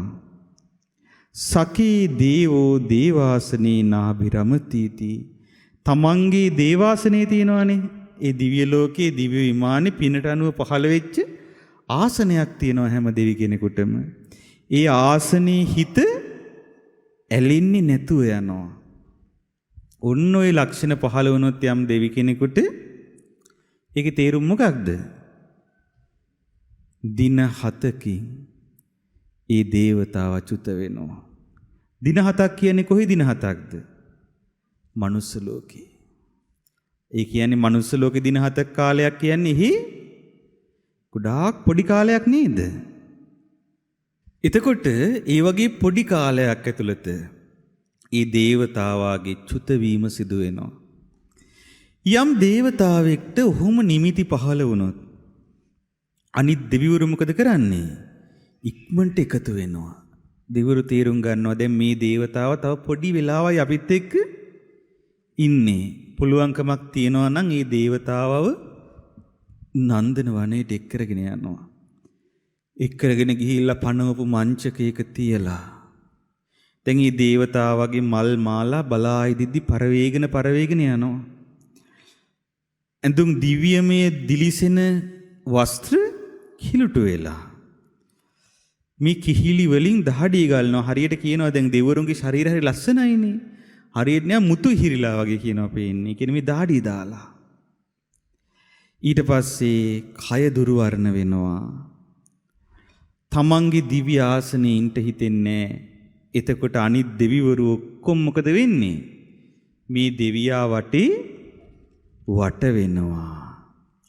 වට වෙලා කියනවා තමේනං භික්කවේ දේවා චවන ධම්මෝ අයං දේව පුත්තෝ තීති විදිත්වා. ඉතින් මේ දෙවිවරු මේ දිව්‍ය පුත්‍රයා දැන් චුත වෙන්න යන්නේ කියලා දැනගෙන තීහි වාචාහි අනුමෝදන්ති. වචන 3ක අනුමෝදන් කරනවා. දේවල් කීයකද? 3ක්. දේවල් 3ක් අනුමෝදන් කරන ලකු හැලි කියන්නේ නැහැ. තේරුණාද? අනේ දෙවිවරු ඔක්කොම වට වෙලා ගොඩාක් හැලි කිය එයා නිකන් කන්ෆියුස් කරන්න යන්නේ නෑ. දැන් සමහරලාට එහෙම වෙනව නේද? දැන් ඒ සමහර වෙලාවට දැන් අපි දැකලා තියෙනවා දැන් සමහර අයගේ දැන් අම්මලා තාත්තලා අසනීප වෙනවනේ. අසනීප වුණාට පස්සේ දැන් අර ධර්මයේ දන්න ළමයින්ට දැන් ලොකු ෂොක් එකක් එනවා. දැන් කොහොමද ෂොක් එකක් එනවනේ ළමයෙකුට? ආවහම අර ධර්මයක් දන්න කෙනෙක් නම් බලනවා දැන් කොහොමද මගේ අම්මටයි තාත්තටයි මම මේ සුගතියට යවාගන්නේ කියන කල්පනාව තමයි එන්නේ. අනේ මරණ කාලෙවත් මට ධර්මයෙන් අනුශාසනා කරන්න තියෙනවා නම් කියලා ඊට පස්සේ අර උදව් කරන්න හදනවා. ඒක හොඳ දෙයක්ද නරක දෙයක්ද? ඒක හොඳ දෙයක්. හැබැයි පින්නතුනේ තීරුම් ගන්න ඕනේ පුද්ගල ස්වභාවය තීරුම් ගන්න ඕනේ. දැන් සමහර අම්මලා ඉන්නවා ජීවිත කාලෙටවත් ලොකුවට එහෙම මේ බණක් අහපු අය නෙවෙයි. ඉතින් අර ළමයා එහෙම අම්මිකුට බලින් බණ අසවන්න හදනවා අර මැරෙන කාලේ. එතකොට මොකද වෙන්නේ? අම්මට බණ වදයක් වෙනවා. ඇයි යාට ඒක පුරුදුද? පුරුදු නෑනේ. එතකොට සමහර විට අර ඒ ධර්මයටත් එක තරහින් තමයි මැරෙන්නේ අම්මා. නැත්තම් තාත්තා. ඒ නිසා අර හරියටම තමන්ගේ මව්පියන්ට අවසාන කාලයේ ධර්මින් සංග්‍රහ කරද්දී හරි ස්වභාවය තේරුම් ගන්න ඕනේ. හරි ස්වභාවය දැන් මව්පියන්ගේ ස්වභාවය තේරුම් අරගෙන ඒකට අනුව ඒ අම්මා තාත්තා වෙනුවෙන් අඩුමතරමේ සුගතියකවත් පිහිටන්න අවශ්‍ය දේ ඒ අම්මට හදලා දෙන්න උත්සාහ කරන්න ඕනේ. ඉතින් ඒකෙදි අර වදයක් වෙන විදිහට දේවල් කරන්න යන්න හොඳ නෑ. තේරුණා නේද? මොකද මේ හැම දෙයක්ම තියෙන්නේ මොකක් එක්කද? හිතත් එක්ක. අපේ හිතත් එක්ක පින්නතුනේ තියෙන්නේ. එතකොට ඒ හිතත් එක්ක තියෙන නිසා අපි හිතයි රැකලා දෙන්න ඕනේ. හිතේ ගැටීමක් පීඩාවක් ඇති වෙන්න දෙන්නේ නැතුව සතුටින් ඒ තමන්ගේ ජීවිතයේ අවසන් වෙන මොහොතේ ධර්මිකුත් සිහි කරගෙන පිනකුත් සිහි කරගෙන සතුටින් යන්න පුළුවන් මට්ටමක් දෙමව්පියන්ට ලබලා දෙනවා නම් ඒක හොඳ දෙයක්. එතකොට දැන් මෙතනත් එහෙමයි. දැන් අර අනිත් දිව්‍ය පුත්‍රයෝ එකතු වෙලා එකපාරට ලොකු જાති කියන්නේ යන්නේ නැහැ. මොකද්ද කියන්නේ? දේවල් තුනයිලු කියන්නේ. මොකද්ද දේවල් තුන? පළවෙනි එක තමයි දැන් මෙතන දිව්‍ය ලෝකේ ඉන්න තියෙන ආයුෂ ඉවර වෙලානේ තියෙන්නේ. එහෙනම් ඊළඟට කරන්න ඕනේ ඉක්මන්ම දේ තමයි සුගතියකට යන එක. මොකද්ද ඊළඟට කරන්න තියෙන හොඳම දේ? දුගතියට යන්නේ නැතුව සතර අපායට යන්නේ නැතුව කොහේ හරි සුගතියක උපදින්න වෙනවා. එතකොට කියනවලු ඊතෝ භෝ සුගතින් ගච්ඡ භවත්නි නුඹ සුගතියට යන්න. කොහෙටද යන්න කියලා කියන්නේ? සුගතියට. ඔන්න පළවෙනි අවවාදය. දෙවෙනි අවවාදය තමයි සුගතින් ගන්්වා සුද්ධං ලාභං ලබ සුලද්ධං ලාභං ලබ. සුගතියේ ඉපදිලා මනා වූ ලැබීම ලබන්න. ඒක තමයි දෙවෙනි එක. මොකක්ද දෙවෙනි එක? සුගතියේ ඉපදිලා මනා වූ ලැබීම ලබන්න. තුන්වෙනි අවවාදේ සුලද්දං ලාභං ලබිත්වා සුප්පතිට්ඨිතෝ බවාහීති. මනා වූ ලාභේ ලැබලා ඒ මනා වූ ලාභේ මනවින් පිහිටන්න. ඒ මනා ලාභේ මොකද කරන්න කියන්නේ? මනවින් පිහිටන්න කියනවා. දේවල් තුනයි මොකද්ද? සුගතියට යන්න, මනා වූ ලාභේ ලබන්න, ඒ මනා වූ ලාභේ මනවින් පිහිටන්න. ඊවං උත්තේ අඤ්‍යතරෝ භික්ඛු භගවන්තං හේතද වෝච. ඉතින් බුදුරජාණන් වහන්සේ ওই විස්තරය කිව්වා දෙවරු කරන අවවාදී. එතකොට බුදුරජාණන් වහන්සේගෙන් එක්තරා භික්ෂුවක් අහනවා කින්නකෝ භන්තේ දේවානං සුගති ගමන සංකාතං. ස්වාමීනි මේ දෙවිවරු කියන සුගති ගමන කියලා කියන්නේ කුමක්ද? කිංච භන්තේ දේවානං සුලද්ද ලාභ සංකාතං. ස්වාමීනි දෙවිවරු මනා වූ ලැබීම කියලා සලකන්නේ කුමක්ද? කිම්පන භන්තේ දේවානං සුප්පතිට්ඨිත සංකාතಂತಿ. මනාකොට පිහිටනවා කියලා දෙවිවරු කියන්නේ මොකක්ද කියලා ඇහුවා. බුදුරජාණන් වහන්සේ වෙලාවේ ලස්සන උත්තරයක් දෙනවා. බුදුරජාණන් වහන්සේ දේශනා කරනවා මනුස්සත්තංකෝ භික්ඛු දේවානං සුගති ගමන සංකාතං. මිනිසත් බව වනාහි දෙවියන්ගේ සුගති ගමනයයි කියන ලදී. දෙවරු සුගතිය යන්න කියලා කියන්නේ කොහේ යන්න කියලාද? මනුස්ස ලෝකෙට. ඇයි ඒ වෙද්දි යාට දිව්‍ය ලෝකේ ඉන්න තියෙන ආයුෂ ඉවරයි. එහෙනම් අඩුම තරමේ මනුස්ස ලෝකෙටවත් යන්න කියලා තමයි කියන්නේ. අඩුම තරමේ මනුස්ස ලෝකෙටවත් යන්න ගිහිල්ලා මොකද්ද ලබන්න කිව්වේ? උතුම් ලාභේ ලබන්න කිව්වනේ. මොකද්ද උතුම් ලාභේ? යං මනුස්ස භූතෝ සමානෝ. ඉතින් මිනිසෙක් විදිහට ඉපදුනාට පස්සේ මිනිසෙක් විදිහට තථාගත පවේදිතේ ධම්ම විනේ සද්ධං පටිලබති. යමෙක් මිනිසෙක් බවට පත් වෙලා තථාගතයන් වහන්සේ විසින් වදාළ ධර්ම විනයේ ශ්‍රද්ධාව ලබනවා නම් ඉදං කෝපන භික්කවේ දේවානං සුලද්ද ලාභ සංකාතಂತಿ. කියනවා එතකොට දෙවියන් අතර මනා ලැබීමක් ලැබුණා කියලා කියන්නේ මොකේද? මනුස්ස ලෝකෙට ඇවිල්ලා මොනව කරනව නන්ද? තථාගතයන් වහන්සේ විසින් දේශනා කරන ලද ධර්මයේ ගැන ශ්‍රද්ධාලාභය ලබනවා නම්. දැන් ඔබ මනුස්ස ලෝකෙට ආපු අයද නැද්ද? ආපු අය. දැන් ඔබට තථාගතප්පවේදිත ධර්ම විනය අහන්න ලැබුණද නැද්ද? බුදුරජාණන් වහන්සේ වදාළ ධර්ම විනය අහන්න ලැබුණා. දැන් ඔබ මනුස්ස ලෝකෙ ඉන්නවා දැන්. ඒත් එහෙනම් ඔබට ඊළඟට කරන්න තියෙන්නේ මොකක්ද? මනා වූ ලාභය ලැබීම. මනා වූ ලාභය ලැබීම කියන්නේ මොකක්ද? බුදුරජාණන් වහන්සේගේ ධර්ම රත්නය ගැන, ඒ ධර්මයේ ගැන ශ්‍රද්ධාව උපදවා ගැනීම. තුන්වෙනි කාරණේ මොකක්ද? ඒ මනා ලැබීම තුල මනවින් පිහිටන්න කිව්වනේ. කොහොමද මනවින් පිහිටන්නේ? කියනවා සාකෝ පනස්ස සද්ධා නිවිට්ටා හෝති මූල ජාතා පතිට්ඨිතා. ඒතකොට කියනවා යම් කෙනෙක්ගේ සිතේ ඊ타ත්ම දැඩිව මුල් බැසගත් ශ්‍රද්ධාවක් තියෙනවා නම්. මොන ශ්‍රද්ධාවක්ද? ශ්‍රද්ධාව මුල් බස්සගෙන තියෙනවා නම් මූල ජාතා.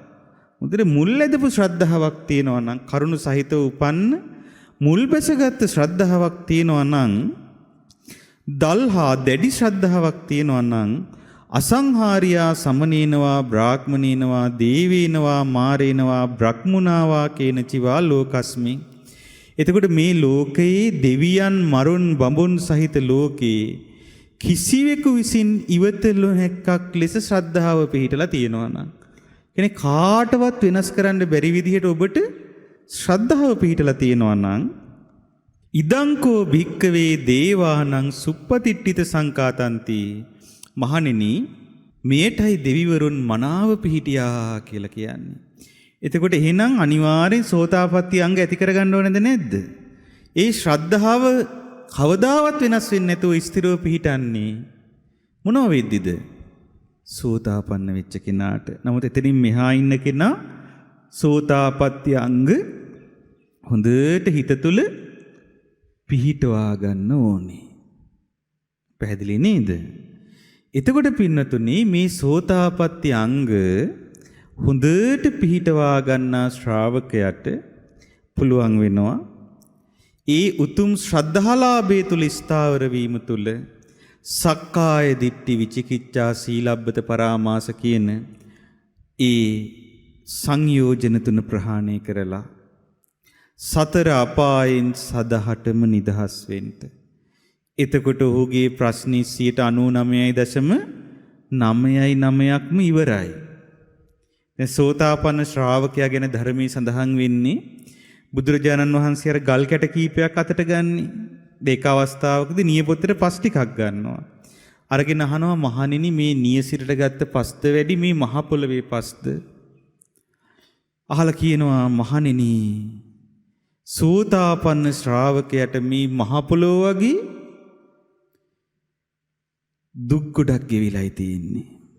මේ නියසිලට ගත්ත පස් ටික වගේ ඊ타ත්ම ස්වල්ප දුකක් තමයි ඉස්සරහට ඉතුරු වෙලා තියෙන්නේ. හැබැයි ඒකත් ආත්ම භාව 7ක් ඇතුළතදී අවසන් වෙනවා. නතේ භවං අට්ඨ මං ආදියන්ති. ඒ ශ්‍රාවකයා 8 වෙනි භවයකට යනවද? 8 වෙනි භවයකට යන්නේ නෑ. එතකොට පින්නතුනි දැන් බලන්න. දැන් මේ රැකවරණය තමයි හැබෑම රැකවරණය. දෙව්ලොව දෙවියන් පවා චුත වෙන දෙවියන්ට දෙන අවවාද මේක. ඉතින් අපි බලන්න ඕනේ දැන් ඒ මට්ටමට එන්න අපි අඩුම තරමේ ඒ මාවතටවත් පිවිසිලා තියනවාද කියලා. නැත්තම් හොඳට ඒ සෝතාපට්ටි අංග ඇති කරගෙන මේ පංච උපාදානස්කන්ධය ඒ වගේම මේ ආයතන අනිත්‍ය වශයෙන් විමසන්න ඕනේ. හොඳට අනිත්‍ය මනසිකාරය දෙන්න ඕනේ. ඒ වගේම ධම්මග හොඳට වඩන්න ඕනේ පින්නතුනේ. එතකොට තමයි අපිට විශාල රැකවරණයක් ලැබෙන්නේ. එතකොට දැන් මේ ගැන කියද්දි මට මතක් වෙනවා එක්තරා දේශනාවක්. මේ දේශනාවේ හරි ලස්සන කරුණක් තියෙන පින්නතුනේ. ඒ තමයි මේ සුබ්‍රහ්ම සූත්‍රය. මොන සූත්‍රයේද? සුබ්‍රහ්ම සූත්‍රය. මේ සුබ්‍රහ්ම සූත්‍රයේ බුදුරජාණන් වහන්සේ දේශනා කළේ සුබ්‍රහ්ම කියන දිව්‍ය පුත්‍රය ආරම්භය. ඒකෙදි වෙන්නේ මෙන්න මෙහිම දෙයක්. සුබ්‍රහ්ම කියන දෙවියට සුබ්‍රහ්ම කියන්නේ හොඳ දෙවිය රාජයෙක්. මේ දිව්‍ය රාජයා ගොඩාක් කල් දැන් තවතිසා ඉපදිලා. මේ සුබ්‍රහ්ම කියන දිව්‍ය රාජයාට අප්සරාවෝ 1000ක් හිටියා. කොච්චරක් හිටියද? 1000ක් හිටියා. දැන් සමහර විට හොඳ බිරිඳක් හම්බෙලා නම් හිතෙනවා ඇති අනේ මට මොනවා වෙයිද? එක්කෙනෙක් හම්බෙලත් මෙච්චර විඳවන එකේ 1000ක් හිටියොත් දැන් මේ කාලේ සමහර ස්ත්‍රීන්ගේ ස්වභාවයත් එක්ක එහෙම පිරිමියාට හිතන එක සාධාරණද නැද්ද? සාධාරණයි නේද? අර මං කොහෙද කියෙව්වා අර ඔබ අහලා තියෙනව නේද අර කතාවක් අර රන්පොරවේ කතාව අහලා තියෙනවද? රන්පොරවේ කතාව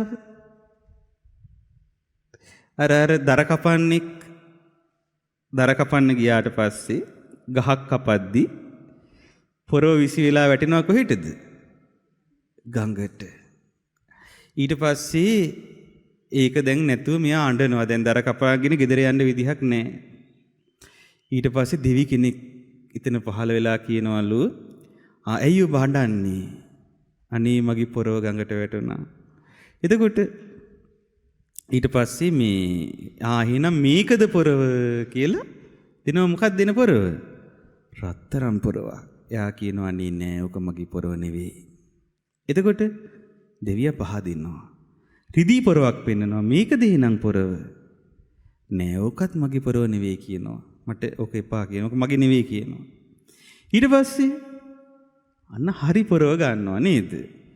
මේක නම් මගේ පොරව කියලා පින් දීලා ගන්න යද්දී කියනවා නුඹ අවංක කෙනෙක්. ඒ නිසා මේ පොරව තුනම නුඹට දෙනවා කියලා. දැන් ඉදා ඒ දර කපන්නගේ අවංක බව නිසා දර කපන්න මොකක්ද උනේ? කුඩාක් පෝසත් වුණානේ.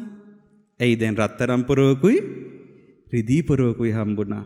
ඊට පස්සේ මොකද උනේ? දන්නේ නැහැ නේද වෙච්ච සිද්ධිය? දවසක් ඔය දර කපන්න නෝනත් එක්ක ගමනක් යනවලු. දැන් කසාද බැඳලා. ඊට පස්සේ අතනින්ම යද්දි නෝනලි ඉස්සල වැටලා ගඟට. ඊට පස්සේ දැන් දර කපන්න නෝනව ගන්න යද්දි දැන් ගඟේනේ අර දෙවියා ඇවිල්ලා ලස්සන කෙනෙක්ව මවලා මේ ඔබේ බිරිඳද කියලා අහලා. මේ දර කපන්න ගත් කටටම කිව්වලු මොකද්ද? අනේ ඒ මගේ බිරිඳ තමයි කියලා. දෙවියා හොඳටම අපහැදිලා. ඇයි? දැන් මේක කලින් අවංකව හිටියා. රත්තරන් පොරවක් දුන්නේ ඒ නිසා. දේවතාව හොඳටම අවවාද කරලා නුඹ මේ කරපු වැඩේ හොඳ නෑ කියලා. ඇයි බොරු කියන්නේ කියලා. එතකොට අනේ අසරණ මිනිස්සයා කිව්වලු අනේ ස්වාමීනි මගේ නෙවෙයි කියලා කිව්වනම් ඔබ තව ස්ත්‍රියක් මවයි. ඊට පස්සේ එයත් මගේ නෙවෙයි කිව්වට පස්සේ අපේ නෝනව ගණී ගඟේ. ඊට පස්සේ මට 3 දිනම දුන්නොත් අර පොරව 3 දුන්නා වගේ. දැන් මම මේ අර ගෙනිච්ච රං පොරවත් මේ වෙද්දි විකුණලා. ඒකේ සල්ලි ටිකත් ඔක්කොම ඉවරයි. ඒ වගේ නේද අද ගොඩක් වෙලාවට අපිට හඬ ලැබෙන කතා. එතකොට හැබැයි හොඳ දැන් සකසුරුවම තියෙන්න ඕන නේද? දැන් මේ කාලේ අන්න එහෙම දේවල් අහන්න ලැබෙන්නේ නැති විදිහට ස්ත්‍රී පාර්ශවය ස්වාමියාන් ගොඩාක් මහන්සි වෙලා උපේන දේ මොකද කරන්න ඕනේ? රකින්න ඕනේ. එහෙමයි ඉන්නවද නැද්ද? එහෙමයි ඉන්නවා. දැන් අපි ඊයේ මට මතකයි අපි සේරුවිල ගමේ එහෙම අම්මලා වගේක් ඇවිල්ලා අපිට කිව්වා මේ ඒ අයට අර මේ ගිවත්ත වගා කරගන්න විදිහක් නැතුව. දැන් වගා කරන්න ආසයි වගා කරන්න දේවල් නැහැ. ඉතින් ඊට පස්සේ අපි කොහොම හරි මහන්සි වෙලා ඔය අඳුරන අයට කොහොම හරි කතා කරලා බලලා ඒ අයට ওই බට ටිකක් මෝටරයක් එහෙම අරන් දුන්නා. දුප්පත් පවුල්. එක ගෙදරකට ගියාම ඒවා දෙන්න මම ඒ ගෙවල් වලටම ගියා නිකන් බලන්න. මේ වහල්ටත් ටකරන් අඩි 7-8ක් උස. ඊට පස්සේ මේ විත්ති මැටි ගහලා තියෙන්නේ. පවුලක ළමයි 2-3 දෙනා ඉන්නවා. ඉතින් හිතා ගන්න බෑ දැන් මම එහෙට වඩිද්දි මං හිතන්නේ දවල් 10:00 විතර ඇති තද අවුව. ඒ ගෙවල් ඇතුලේ ගිනි කබල වගේ. රස්නේ. ඉතින් නමුත් ඒ අම්මලා වීරියවන්තයි. පුදුම වීරියක්. ඉතින් අම්මලා කියනවා අනේ ස්වාමීනි මේ දුන්න දෙයින් අපි කොහොම හරි මං වගා කරනවා. මං මේ තව මාස 2ක් යද්දි මම මේ වත්තම වගා කරනවා. දැන් මට ඇලෙන් මෝටරෙන් වතුර ගන්න පුළුවන් කියලා. එතකොට බලන්න පින්නතුනේ දැන් ඒ වගේ ගොඩාක් උත්සාහවන්ත වීරියවන්ත කාන්තාව ඉන්නවද නැද්ද මේ ලෝකේ? අන්න ඒ වගේ වෙන්න ඕනේ. තේරුණාද? ඒ වගේ අය මේ ලෝකේ ගොඩක් ඉන්නවා. මං කිව්වේ දැන් ඔය විස්තරේ මං කිව්වේ එහෙම වෙන්නේ නැතුව අර අවංකව gedara ගොඩ ගන්න කාන්තාවක් වෙන්න ඕනේ කාන්තාව. ඉතින් එහෙම ඇත්තටම එහෙමයි ඉන්නවා. දැන් සමහර පවුල් වල මිනිස්සු ගොඩාක් මේ වියදම් කරනවානේ. වියදම් කර මිනිස්සු ගෙවල් වල තියෙන දේවල් විනාශ කරනවා. එතකොට මිනිස්සු එහෙම ගෙවල් වල තියෙන දේ විනාශ කරද්දී ළමයි ටිකත් හදාගෙන ළමයින්ට උගන්වන්නේ කවුද? අම්මලා. ඒ වගේ මහා වීර මාතාවන් මේ ලෝකේ ඉන්නවා. ඉතින් පින්නතනේ කොහොම නමුත් මේ සුබ්‍රහ්ම කියන දෙවියට අප්සරාව කී දෙනෙක් හිටියද? 1000ක් හිටියා. ඉතින් මේ අප්සරාවෝ 1000 පිරිවරාගෙන ඒ කාලේ දැන් පරසතු මල් ගහේ මල් පිපෙන කාලේ. පරසතු මල් ගහට දෙවිවරු කැමති කියනවනේ. ඉතින් මේ නන්දන වනේ තමයි පරසතු රුක්ෂය තියෙන්නේ. ඉතින් ඔබ අහලා ඇති අර පාණ්ඩු කම්බල සෛලාසනේ තියෙන්නේ පරසතු රුක්ෂයේ පාමුලනේ. ඉතින් එදා සුබ්‍රහ්ම දිව්‍ය පුත්‍රයා අප්සරාව 1000 පිරිවරාගෙන පරසතු ගහ ළඟට ගියා. ගිහිල්ලා දැන් ඒකෙන් 500ක් මොකද උනේ? පරසතු ගහට නැගලා ක්‍රීඩා කරමින් මල් නිලන්න පටන් ගත්තා. ඒ අය නිල දාන මල් එකතු කරන්න පටන් ගත්තා අනිත් අප්සරාව 500. මේ අය සතුටින් හිටියා. ඔහුම සතුටින් ඉන්න අතරේ එක්වරම චූටි වෙලාවයි ගියේ. දිව්‍ය අප්සරාව 500 දෙනා එකපාරට චුත වුණා. ඒ අයට අර නිමිති පහළ වුණා. වැඩි වෙලාවක් හිටියේ නැහැ. එහෙමම චුත වුණා. කර්මානුරූපව කොහෙටද ගියේ? නිරයට. දැන් බලන්න තවුතිසාවේ හිටපු කෙනා ඊළඟට දැන් ධර්මයෙන් පිළිසරණක් හදාගෙන නැහැ. එතකොට ඊළඟට විපාක පිණිස කර්මයේ තිබ්බේ නිරේ යන්න. අර 500ම නිරේ. දැන් අර සුබ්‍රහ්ම දිව්‍ය පුත්‍රයා බලනවා මගේ දිව්‍ය අප්සරාව 500 නෑ. කෝ විමසලා බලද්දි දැක්කා මේ නිරේ දැන් පැහැිනවා. සුබ්‍රහ්ම දිව්‍ය පුත්‍රයා දැඩි ශෝකයටපත් වුණා. දැඩි ශෝකයටපත් වෙලා බැලුවා දැන් මට මොකද වෙන්නේ නං? මගේ ආයුෂ කොච්චරද? බලපු ගමන් දැක්කා තවත් ආයුෂ තියෙන්නේ දින 7යි. දින 7ක් වගේ පොඩි කාලයක්. මේ දින 7ක් වගේ පොඩි කාලේ තුල මොකද වෙන්නේ? මරණයටපත් වෙනවා, චුත වෙනවා. අර අනිත් අප්සරාව 500ත් එක්කම අර නිරේටම උපදිනවා. එකට කරපු කර්මයක් මොනවා හරි තියෙන්නේ. එතකොට දැන් මේ දිව්‍ය පුත්‍රයා මහත් ඇති ගැනීමටපත් වුණා. තැති ගැනීමටපත් වෙලා බැලුවා මට මේ මොහොතේ උදව් කරන්න ඉන්නේ කවුද? මට මේ මොහොතේ පිළිසරණක් ලබන්න පුළුවන් කාගින්ද? බැලුවාම දැක්කා මේ වෙලාවේ පිළිසරණක් ලබනවා නම් ලබන්න තියෙන කාගෙන් විතරද? බුදුරජාණන් වහන්සේගෙන් විතරයි. බුදුරජාණන් වහන්සේ වැඩ ඉන්න තැනට ගියා. සවැත් නුවර ජේතවනාරාමේ. එදා මුළු මහත් ජේතවනාරාමේම බබළුවාගෙන ආවේ මේ සුබ්‍රහ්ම දිව්‍ය පුත්‍රයා. ඇවිල්ලා බුදුරජාණන් වහන්සේගෙන් අහනවා නූපන් කරදර ගැනත් ඇති විලා තියෙන කරදර ගැනත් මේ සිත නිතර තැති ගන්නවා. නූපන් කරදර කිව්වේ මොකද්ද? තව දවස් 7කින් නිරේ උපදින්න තියෙන්නේ. උපන් කරදරේ මොකද්ද? තමන්ගේ අප්සරාව 500 දෙනාම මේ බලාගෙන ඉඳිද්දි මේ චුත වෙලා නිරේ ඉපදිලා. ඉතින් මේක මතක් වෙද්දි මොකද වෙන්නේ? මේ දිව්‍ය පුත්‍රයා කියනවා මේක මතක් වෙද්දි හිත තැති ගන්නවා. නිතර බියටපත් වෙනවා සිත. මං මේ අසන කරුණ කියා දෙනු මැනවි. මේ හිතේ තැති ගැනීමක් නැතිනම් ඒක ඇති වෙන්නේ කොහොමද කියලා ඇහුවා. මොකද්ද ඇහුවේ? මේ හිතේ තැති ගැනීමක් නැත්තම් ඒක ඇති වෙන්නේ කොහොමද? එතකොට භාග්‍යතුන් වහන්සේ හරි ලස්සන උත්තරයක් දුන්නා. මොනවද බුදුරජාණන් වහන්සේ දුන්න උත්තරේ?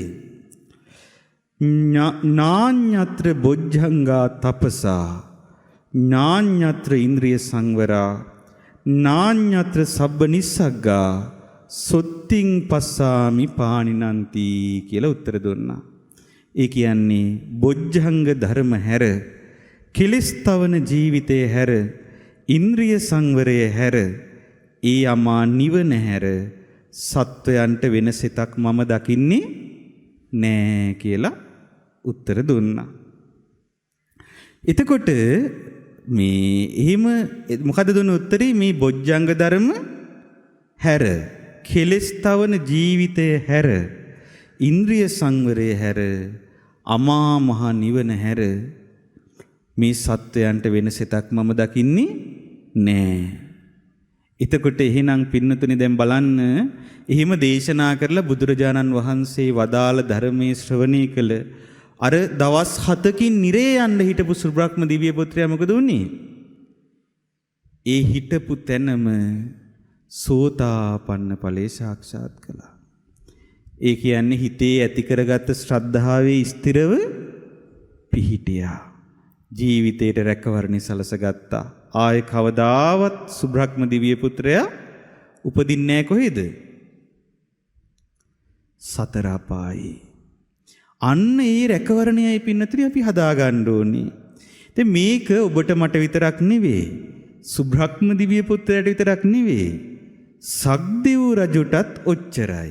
ඒ කියන්නේ සක්‍ර දේවේන්ද්‍රයා වුණත් ඔච්චරයි රැකවරණයක් හදාගෙන නැත්තම්. දැන් ඔබට මතකද සක්කපඤ්ඤ කියලා සූත්‍රයක් තියෙනවා. ওই සක්කපඤ්ඤ සූත්‍රයේ භාග්‍යතුන් වහන්සේ ඉන්දසාල ගුහාවේ ඉද්දී සක්දෙව් රජුන් එනවනේ බුදුරජාණන් වහන්සේ හම්බෙන්න. ඒ එන්න හේතුව දන්නවද? හදිස්සියේ මහ දවා එදා ඒ හදිස්සියේ රාත්‍රී බුදුරජාණන් වහන්සේ මුණ ගැහෙන්න හේතුව දන්නවද? සක්දෙවුන්දුගේ ආයුෂ ඉවර වුණා. ආයුෂ ඉවර වෙලා ওই ලක්ෂණ පහළ වෙන්න පටන් ගත්තා. මේ පුබ්බ නිමිති පහළ වෙන්න ගත්ත. පාණ්ඩු කම්බල සෛලාසනේ මත ඉන්න බැරි වුණා. එක පාරට මේ ඔක්කොම අතහැරලා යන්න වෙනව නේද කියන කල්පනාව ආවා. සක්දෙවිඳු මොකද කළේ? සක්දෙවිඳු බැලුවා මට පිහිට වෙන්න ඉන්නේ කවුද? පින්නතුනේ ඔය වෙලාවට බ්‍රහ්මීකුට බෑ පිහිට වෙන්න. වෙන දෙවි කෙනෙකුට බෑ පිහිට වෙන්න. තුන් ලෝයේ දෙවියන්ටත් මිනිසුන්ටත් ඇති එකම සරණ අපගේ ශාස්ත්‍රුන් වහන්සේ. සක්දෙවිඳුට බුදුරජාණන් වහන්සේ ළඟට එනවා ඇරෙන්න වෙන දෙයක් නැති වුණා. ඊට පස්සේ තමයි අර පංචසිකව එවලා දිව්‍ය පුත්‍රයව එවලා පුංචි වෙලාවක් ඉල්ලගෙන බුදුරජාණන් වහන්සේ ළඟට ගියේ. බුදුරජාණන් වහන්සේ ළඟට ගිහිල්ලා මේ විස්තරේ කිව්වනේ. ඒ කරලා තමයි අර ප්‍රශ්න අහලා ඒ ප්‍රශ්න වලට දෙන උත්තරේ අවසන් වෙනවත් එක්කම ඒ සක්කපඤ්ඤ සූත්‍රයේ අවසාන වෙද්දී සක්‍ර දිව්‍ය රාජයා සෝතාපන්න ඵලේ සාක්ෂාත් කළා.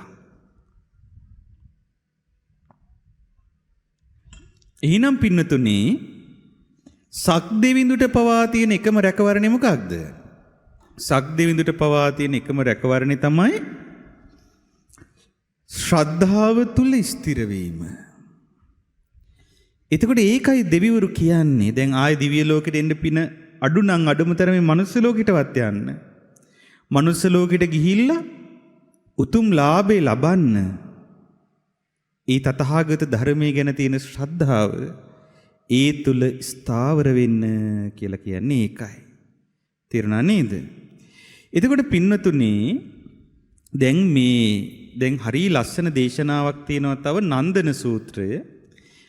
මේක තියෙන්නේ සංයුක්ත නිකායේ දේවතා සංයුක්තේ. ඒකත් වෙන්නේ නන්දන වනේ සිද්ධියක්. ඒ තමයි ඒ දවස්වල භාග්‍යතුන් වහන්සේ දෙව්රම් වෙහෙරේ වැඩ ඉඳලා මෙන්න මෙහිම වදාලා. මහණෙනි ඉස්සර මෙන්න මෙහිම දෙයක් වුණා. ඒ තමයි තවතිසා දිව්‍ය ලෝකේ දෙවි කෙනෙක් හිටියා. එයා දිව්‍ය පංචකාම ගුණෙන් සතුටු වෙවි හිටියේ ධර්මයක් සිහි කරපු කෙනෙක් නෙවෙයි. ඉතින් ඒ දෙවියා දවසක් මෙන්න මෙහෙම කිව්වා. මොකද කියන්නේ? පිරිවර සම්පත් ඇති තවතිසා දෙවියන්ගේ විමානවල තියෙන ලස්සන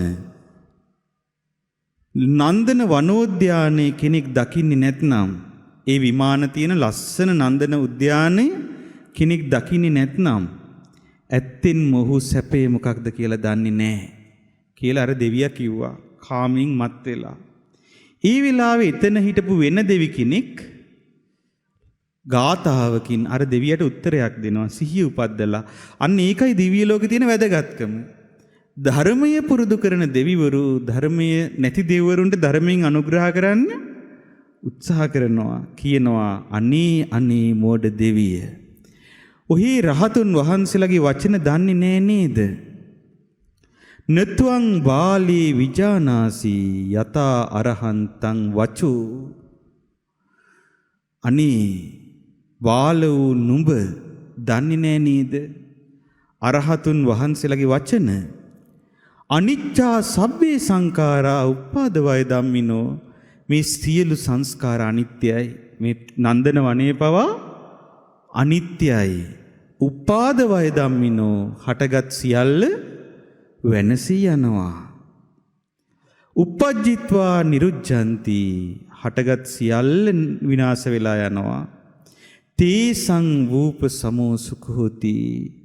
ඒ සංසිඳීමමයි සැපය කියලා ඒ දේවතාව අනිත්‍ය මනසිකාරය තුල අර දේවතාවාගේ සිත පිහිටෙව්වා. එහෙනම් පින්නතුනි ඔබට පැහැදිලි ඇති මේ දිව්‍ය ලෝකවල ඉන්න දෙවිවරුත් අවසාන අවස්ථාවේදී පවා උපදෙස් දෙන්නේ මොනවා කරන්න කියලාද? අවසාන අවස්ථාවේදී පවා උපදෙස් දෙන්නේ මේ සුගතිය රැක ගන්න කියලා. සුගතිය රැකගෙන සුගතිය තුල තමන්ගේ ජීවිතය ආරක්ෂා කරගෙන ශ්‍රද්ධාලාභය ලබන්න කියලා. ඊට පස්සේ ශ්‍රද්ධාව තුල ස්ථාවර වෙන්න කියලා. ඔන්න ඔය ලක්ෂණ ටික අපේ ජීවිතවලත් අපි ඇති කරගන්නවා කියන අදහස කවුරුත් ඇති කරගන්න ඕනේ. තේරුණා නේද? අපේ ජීවිතවලත් අපි මේ ලක්ෂණේ ඇති කරගන්නවා කියන අදහස අපි ඇති කරගන්න ඕනේ. එතකොට එහෙම ඇති කරගත්තොත් ඔබට රැකවරණයක් ලැබෙයි. මොකද දිව්‍ය ලෝකේ උපදිනවා කියන එක ලේසි පාසු වැඩක් නෙවෙයි. නමුත් පින් ඇත්තෝ දෙව්ලොව යනවා. ඒ වෙන එකක් තියා ගුණයක් නැති කෙනෙකුට දිව්‍ය ලෝකේ තියෙන මල් කලඹක්වත් තරන්න බෑ. දිව්‍ය ලෝකේ යනවා තියා. ඔබ අහලා තියෙනවද කක්කාරු ජාතක? අහලා තියෙනවද? නැද්ද? ඉස්සර පින්නතුනේ බරණැස් නුවර ලොකු ලස්සන උත්සවයක් කරනවා. ඒ උත්සවේ කොච්චර ලස්සනද කියන්නේ නාග ලෝකේ නාගයෝ වෙනවලු ඒ උත්සවේ බලන්න. ඊට පස්සේ ගුරුලෝ වෙනවලු. ඊට පස්සේ විවිධ වෘක්ෂ දේවතාවුන් ආදී භූමස්ත දෙවිවරු වෙනවලු ඔය උත්සවේ බලන්න. එතකොට ඒ උත්සවේ මිනිස්සුන්ගේ විතරක් උත්සවයක් නෙවෙයි, හැමෝම ගොඩාක් සතුටින් මේ උත්සවේ බලනවලු. එතකොට එක දවසක් ඔය උත්සවේ තියෙද්දී තවුතිසා දිව්‍ය ලෝකේ දෙවිවරු 4 දෙනෙකුට හිතිලා තියෙනවා අනේ අපිත් ඒ උත්සවේ බලන්න යන්න ඕනේ කියලා. මේ දිව්‍ය පුත්‍රයෝ 4 දෙනා දැන් තවුතිසා දිව්‍ය ලෝකෙන් අතුරුදහන් වෙලා ගොරෝසු වේශයක් මවාගෙන මනුස්ස ලෝකේ පහළ වුණා. දැන් මේ උත්සවේ බලන්න. එතකොට හැබැයි අර දිව්‍ය ලෝකේ තියෙන මල් වර්ගයක් තියෙනවා. ඒ මල් වල නම මොකක්ද? කක්කාරු. ඒ මල් කලඹ ගානේ හිසේ තියාගෙන තමයි හිටියේ. හිස සරසලා තියෙන්නේ මොන වගේන්ද? ඒ මල් වලින්. අනේ පින්නතුනේ ඉතින් මොකද වුනේ? දැන් ඔය මල් කලඹවල් වලින් විහිදුණු සුවඳ දැන් දිව්‍ය සුවඳක් නේ. බරණැස් නුවර 12 යුදුනක් පුරා පැතිර ගිහිල්ලා බරණැස් නුවරම එකම සුවඳ ගුලාවක් වුණා. ඒ දිව්‍ය ලෝකෙන් එහෙම ලේසියෙන් වඩිනවද දෙවිවරු? නෑනේ. දැන් අර දිව්‍ය ලෝකේ මල් මේ පොළොවට ආවට පස්සේ ඒ මල් සුවඳ 12 යුදුනක් පුරා පැතිරුණා කියනවා. එතකොට මිනිස්සු උමතුවෙන් වගේ අපේ හරි සුවඳයි නෝෑ කියලා වටපිට විපරම් කරන්න පටන් ගත්තා. එතකොට අර දෙවිවරු තේරුම් ගත්තා අනේ මේ මිනිස්සු මේ මල් සුවඳින් කුල්මත් වෙලා මේ සුවඳ හමන මල් පැලඳ ඉන්නේ කවුද කියලා හොයනවා නේද කියලා රාජාංගණයට ඉහළින් රත්තුමාගේ අංගණයට ඉහළින් අහසේ පහළ වුණා මේ දෙවිවරු 4 දෙනා. එතකොට මිනිස්සු දැක්කා ඔය ආකාශේ දෙවිවරු 4 දෙනෙක් ඉන්නවා. ආන් බලාපල්ලා ඒ දෙවිවරු හිස පැලඳගෙන ඉන්න ඔය ලස්සන මල්ම කලඹින් තමයි මේ සුවඳ එන්නේ කියලා. එතකොට බරණැස් රජතුමත් ඊව රජතුමත් සිටුතුමත් තමා සිටි අසුන් වලින් බැහැලා මිදුලට ඇවිල්ලා ඇඳිලි බැඳගෙන මෙහෙම කිව්වා අර දෙවිවරුන්ට. දැන් රජතුමයි ඊව රජතුමයි සිටුතුමයි දැන් මිනිස්සුත් පිරිලා හැමතැනම කියනවා ස්වාමීනි ඔබ වහන්සේලා වැඩි මොන දිව්‍ය ලෝකෙන්ද? දෙවිවරු අහසේ ඉඳලාම උත්තර දෙනවා අපි ආවේ තවුතිසා දිව්‍ය ලෝකේ ඉඳලා. එතකොට රත්තුමා කියනවා අනේ මොනතරම් දෙයක්ද? ඇයි ඉතින් තමුන්නාන්සලා මේ මනුස්ස ලෝකෙට වැඩි? අපි ඔබලාගේ උත්සවය බලන්නයි ආවේ කිව්වා. එතකොට මේ රත්තුමා අහනවා තමුන්නාන්සලා ඔය හිස පැලඳගෙන ඉන්න මල් වර්ගය මොකක්ද? ඒවා හරි සුවඳයිනේ.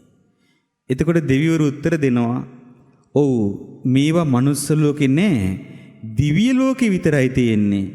මේවට කියන්නේ කක්කාරු පුෂ්ප කියලා. මොකද්ද පුෂ්පයට කියන නම? ඔව්.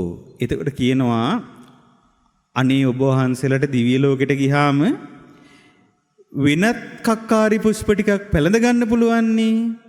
ඉතින් ඔබ වහන්සේලා යද්දී අපිට ওই මල් ටික දීලා යන්න කිව්වා.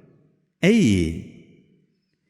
එතකොට මේ මල් ටිකෙන් 12 යොදුනක් සුවඳ වුණා නගරේ. කියන්නේ මුළු නගරෙම සුවඳ වුණා.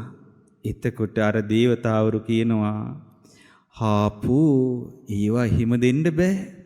මේ දිව්‍ය පුෂ්ප මහානුභාව සම්පන්නයි. දෙවියන්ට පමණයි මේවා පළඳින්න සුදුසු. මනුස්ස ලෝකේ ඉන්නේ ගොඩාක් අය ලාමක ගතිගුණ තියන අය. එයාලට නුවණ මදි, අදහසුත් හීනයි, සීලෙකුත් නැහැ.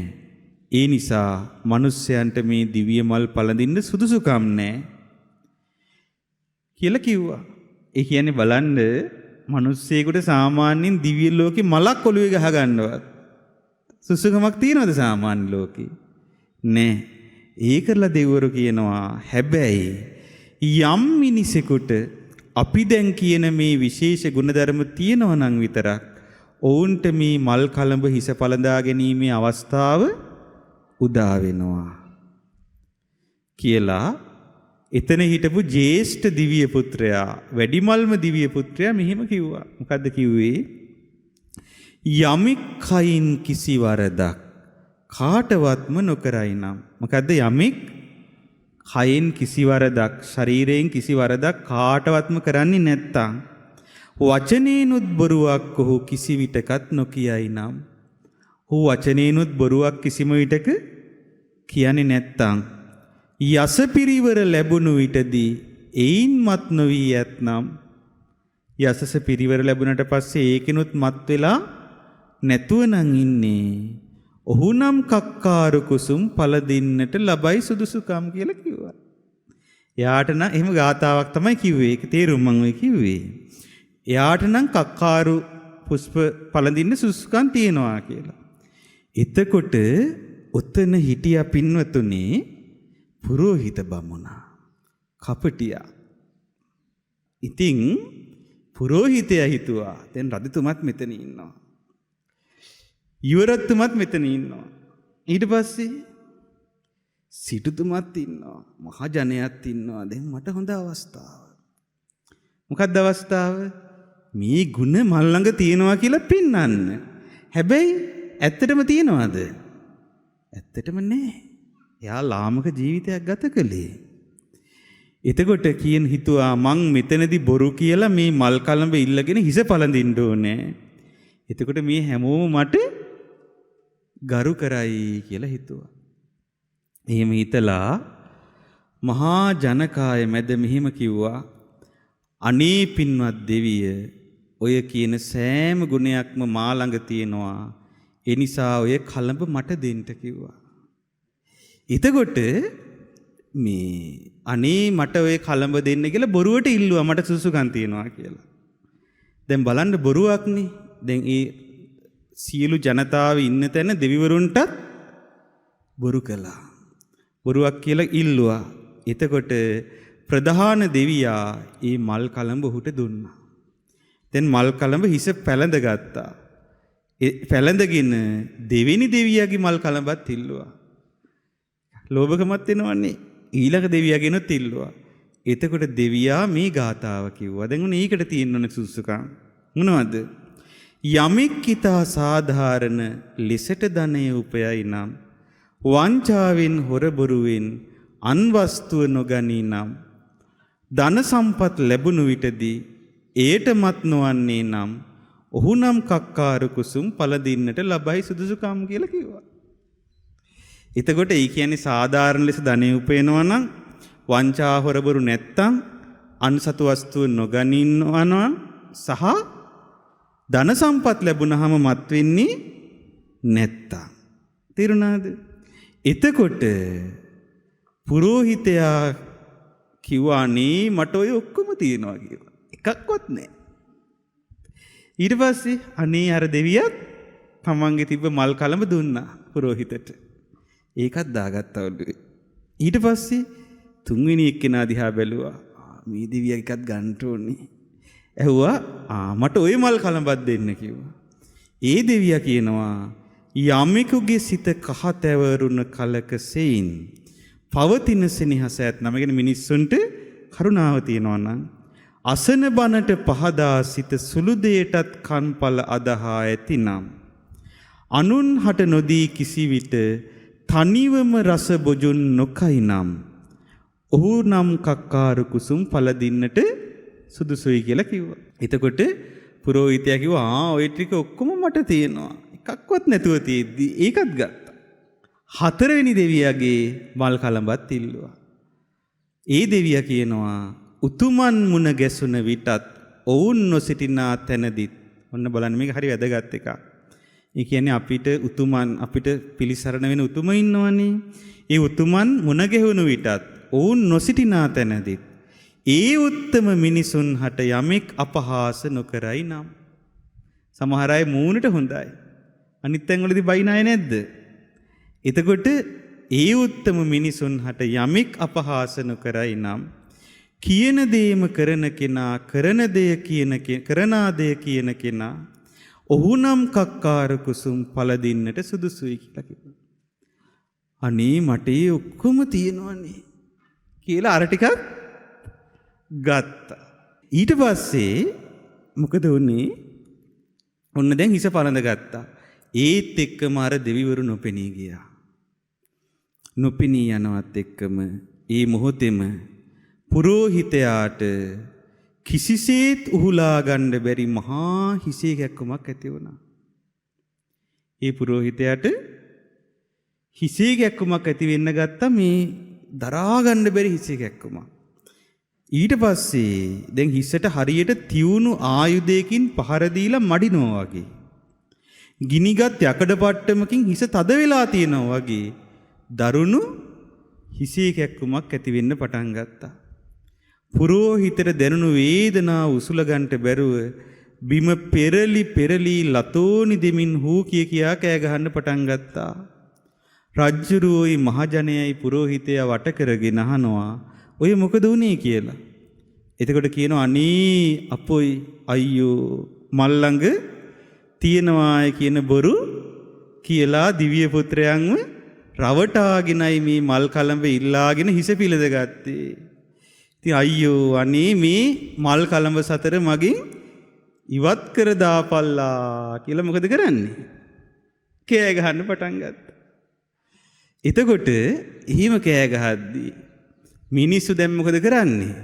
වට වෙලා අර මල් ගලවන්න හදනවා. කක් හොල්ලන්න බෑ.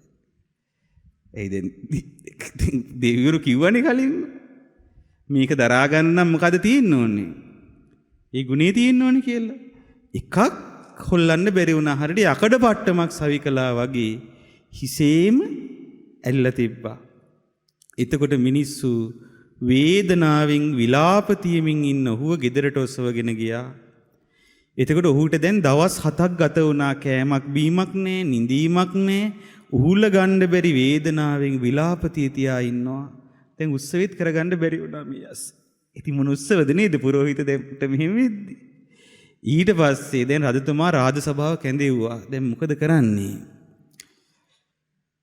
අමාත්‍යවරුනි මේ දුස්සීල පුරෝහිතයා ඔහොම දිගටම ගියොත් ඕකෙන් මැරිලා යයි. දැන් මොකද කරන්න කියලා ඇහුවා. එතන හිටියා නුවණැති ඇමති කෙනෙක්. එයා කිව්වා දේවියන් වහන්සේ අපි හනික ආයෙමත් උත්සවයක් පවත්වමු. එතකොට අර දෙවිවරු ආයෙත් මේ උත්සවේ බලන්න. එතකොට අනේ අපි උන්වහන්සේලාගෙම මේකට විසඳුමක් ඉල්ලගමු කියලා කිව්වා.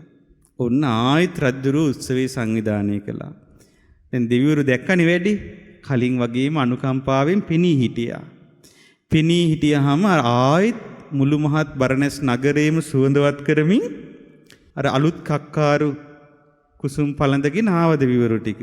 එතකොට අර පුරෝහිත බ්‍රාහ්මණයාව එතෙන්ට ඔසවාගෙන ඇවිල්ලා උඩුබැලිය අතින් තිබ්බා. පුරෝහිත බ්‍රාහ්මණයා සිහිවිකලෙන් වගේ දෑත් ඔසවාගෙන කිව්වා අනේ උතුම් දෙවිවරුනේ මගේ පණ කෙන්ද රැකදෙන්න කියලා කෑ ගහන්න පටන් ගත්තා. එතකොට මොකද වුනේ? අර දෙවිවරු අවවාද කළා එම්බා දුසිල් තැනැත්ත නුඹ පාපී ගතිගුණ වලින් යුක්තව සිට තොපට කිසිසේත්ම උරුම නැති දිව්‍ය පුෂ්පයන් දෙවියන්වත් රවටා ගන්න ඕනේ කියන අදහසින් නේද ඕක කරගත්තේ. අහෝ නුඹගේ බොරුව නිසා ලබාගත් ඵලය නේද මේ කියලා ජනතාව ඉස්සරහම ගරහා කරලා හිස පැලඳ සිටි මල් කලඹ සතර හිතෙන් බැහැර කරලා මහජනයාට අවවාද කරලා ආයෙ කවදාවත් බොරු කියන්න එපා කියලා නොපෙනී ගියා. පින්නතුනේ ඒක තමයි කක්කාරු ජාතකය. එදා දෙවිවරුන්ගේ මුලා කරලා මල් හිසේ පළඳ ගන්නට ගත්ත පුරෝහිත බ්‍රාහ්මණයා කවුද කියලා දන්නවද? දේවදත්ත. එතකොට ඉතින්ට ආපු දෙව් පුතුන් සිව් දෙනාගෙන් වැඩිමල්ම දිව්‍ය පුත්‍රයා තමයි අපගේ මහා බෝසතාණන් වහන්සේ. අනිත් දිව්‍ය පුත්‍රයන් තමයි සාරිපුත්ත මහරහතන් වහන්සේත්, මොග්ගල්ලාන මහරහතන් වහන්සේත්, මහා කස්සප මහරහතන් වහන්සේත්. ඉතින් පින්නතුනි මේ හැම එකකින්ම අපිට තේරෙන්නේ මොකක්ද? හැම එකකින්ම අපිට තේරෙන්නේ අපේ ජීවිත ආරක්ෂා කරගන්න ඕනේ. දැන් එහෙමනම් දැන් මේ මනුස්ස ලෝකේ තියෙන බොරුවේ හැටියට දැන් මේ කාලේ මනුස්ස ලෝකේ මිනිස්සු අතර තියෙන බොරුවේ හැටියට බොරුවල හැටියට දිව්‍ය ලෝකේ මලක්වත් ඔලුවේ දාගන්න බලවන්ද? බෑ නේද? දැන් මේ සමහර මේ පන්සල් වලට මේ ස්ථාන වලට එන මිනිස්සුම කොච්චර බොරු කරනවද? ඒතර බලන්න හිමත් වංචා කරනවා කියන්නේ. එතකොට දැන් කොහේ යන්නද? එතකොට එහෙනම් මතක තියාගන්න අපි කොච්චර ලස්සනට ඇඳ පැළඳගෙන හිටියත්, කොච්චර ලස්සනට කොණ්ඩේ පීරගෙන හිටියත්, කොච්චර ලස්සනට අපේ රූපේ තිබ්බත් දෙවිවරුන්ට අපේ රූපේ නෙවෙයි පේන්නේ, හිත. මෙයාගේ හිත කොහොමද කියලායි දෙවිවරු බලන්නේ. ලස්සන හිත ඇති අය තමයි ලස්සන සුගතිය රැකවරණ ලබන්නේ.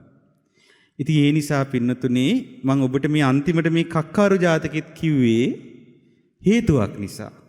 අපි ඉන්න තැන තේරුම් ගන්න. දැන් ගොඩාක් අය කිසි වග විභාගයකින් තොරව කටට එන බොරු කියනවද නැද්ද? මතක තියාගන්න දිව්‍ය ලෝකේ මලක්වත් හිසේ ගහගන්න සුදුසු නැහැ. දිව්‍ය ලෝකේ යෑම ගැන කවර කතාවද? ඒ නිසා වහවහ අප්‍රමාදී වෙලා සීලේ පිහිටලා පුළුවන් තරම් පින්දහම් කරගෙන සුගතිය තුල රැකවරණ ලැබමින් සුගතිය තුල ලබන මනාම ලැබීම වන තථාගතයන් වහන්සේගේ ධර්මයේ ගැන තිබෙන පැහැදීම ශ්‍රද්ධාව හිතේ උපදවාගෙන ඒ ශ්‍රද්ධාව තුල ස්ථිරභාවයෙන් මනාව පිහිටන්නට අප සියලු දෙනාට වාසනාව ලැබේවා. සාදු සාදු සාදු. ඒත් එක්කම විශේෂයෙන් අපි මේ වෙලාවේ සිහි කරනවා අපේ පින්වත් සියබලංගමුවේ මහින්ද අපේ ස්වාමීන්ද්‍රයන් වහන්සේ මේ උතුම් ස්ථානයේ ප්‍රධාන ස්වාමීන් වහන්සේ විදිහට කටයුතු කරමින් විශාල ශාසනික සේවාවක් සිදු කරනවා. ඉතින් ස්වාමීන් වහන්සේ ගොඩාක් මහන්සි වෙලා මේ ලස්සන ධර්මශාලාවක් හදලා මේ ධර්මශාලාවේ මේ පින්කම කෙරෙද්දී අපිටත් වඩින්න කියලා කරපු ආරාධනය නිසා තමයි අපි අද වැඩම කළේ. ඉතින් එතකොට මේ හරි සතුටක් දැනුණා. මේ හොඳට ලස්සන ස්ථානයක් නිර්මාණය කරලා ඉතින් අපේ මහින්ද ස්වාමීන් වහන්සේ කැපවීම තමයි මේ. ඉතින් අපි සියලු දෙනාම සෙත්පතමු අපේ පින්වත් සියඹලංගමුවේ මහින්ද ස්වාමීන්ද්‍රයන් වහන්සේට නිදුක් නිරෝගී දීර්ඝායු සම්පත් සැලසිලා මේ ශාසනික සේවාවන් සුවසේම සිදු කරගෙන යන්නට තුනුරුවනේ අනන්ත ආශිර්වාදේ සැලසේවා කියලා. සාදු සාදු සාදු. සියලු දෙනාට ශ්‍රීමත් ලලාට ධාතුන් වහන්සේගේද උතුම් වූ කේශ ධාතුන් වහන්සේලාගේද සේරවිල මංගල මහා සෑ රජුන්ගේද ආශිර්වාදේ සැලසෙත්වා. සියලු දෙනාට තෙරුවන් සරණයි. මෙවැනි වටිනා ධර්මදේශනා නැරඹීමට ශ්‍රද්ධා YouTube චැනලය සබ්ස්ක්‍රයිබ් කර සීනුව ලකුණ ඔබන්න.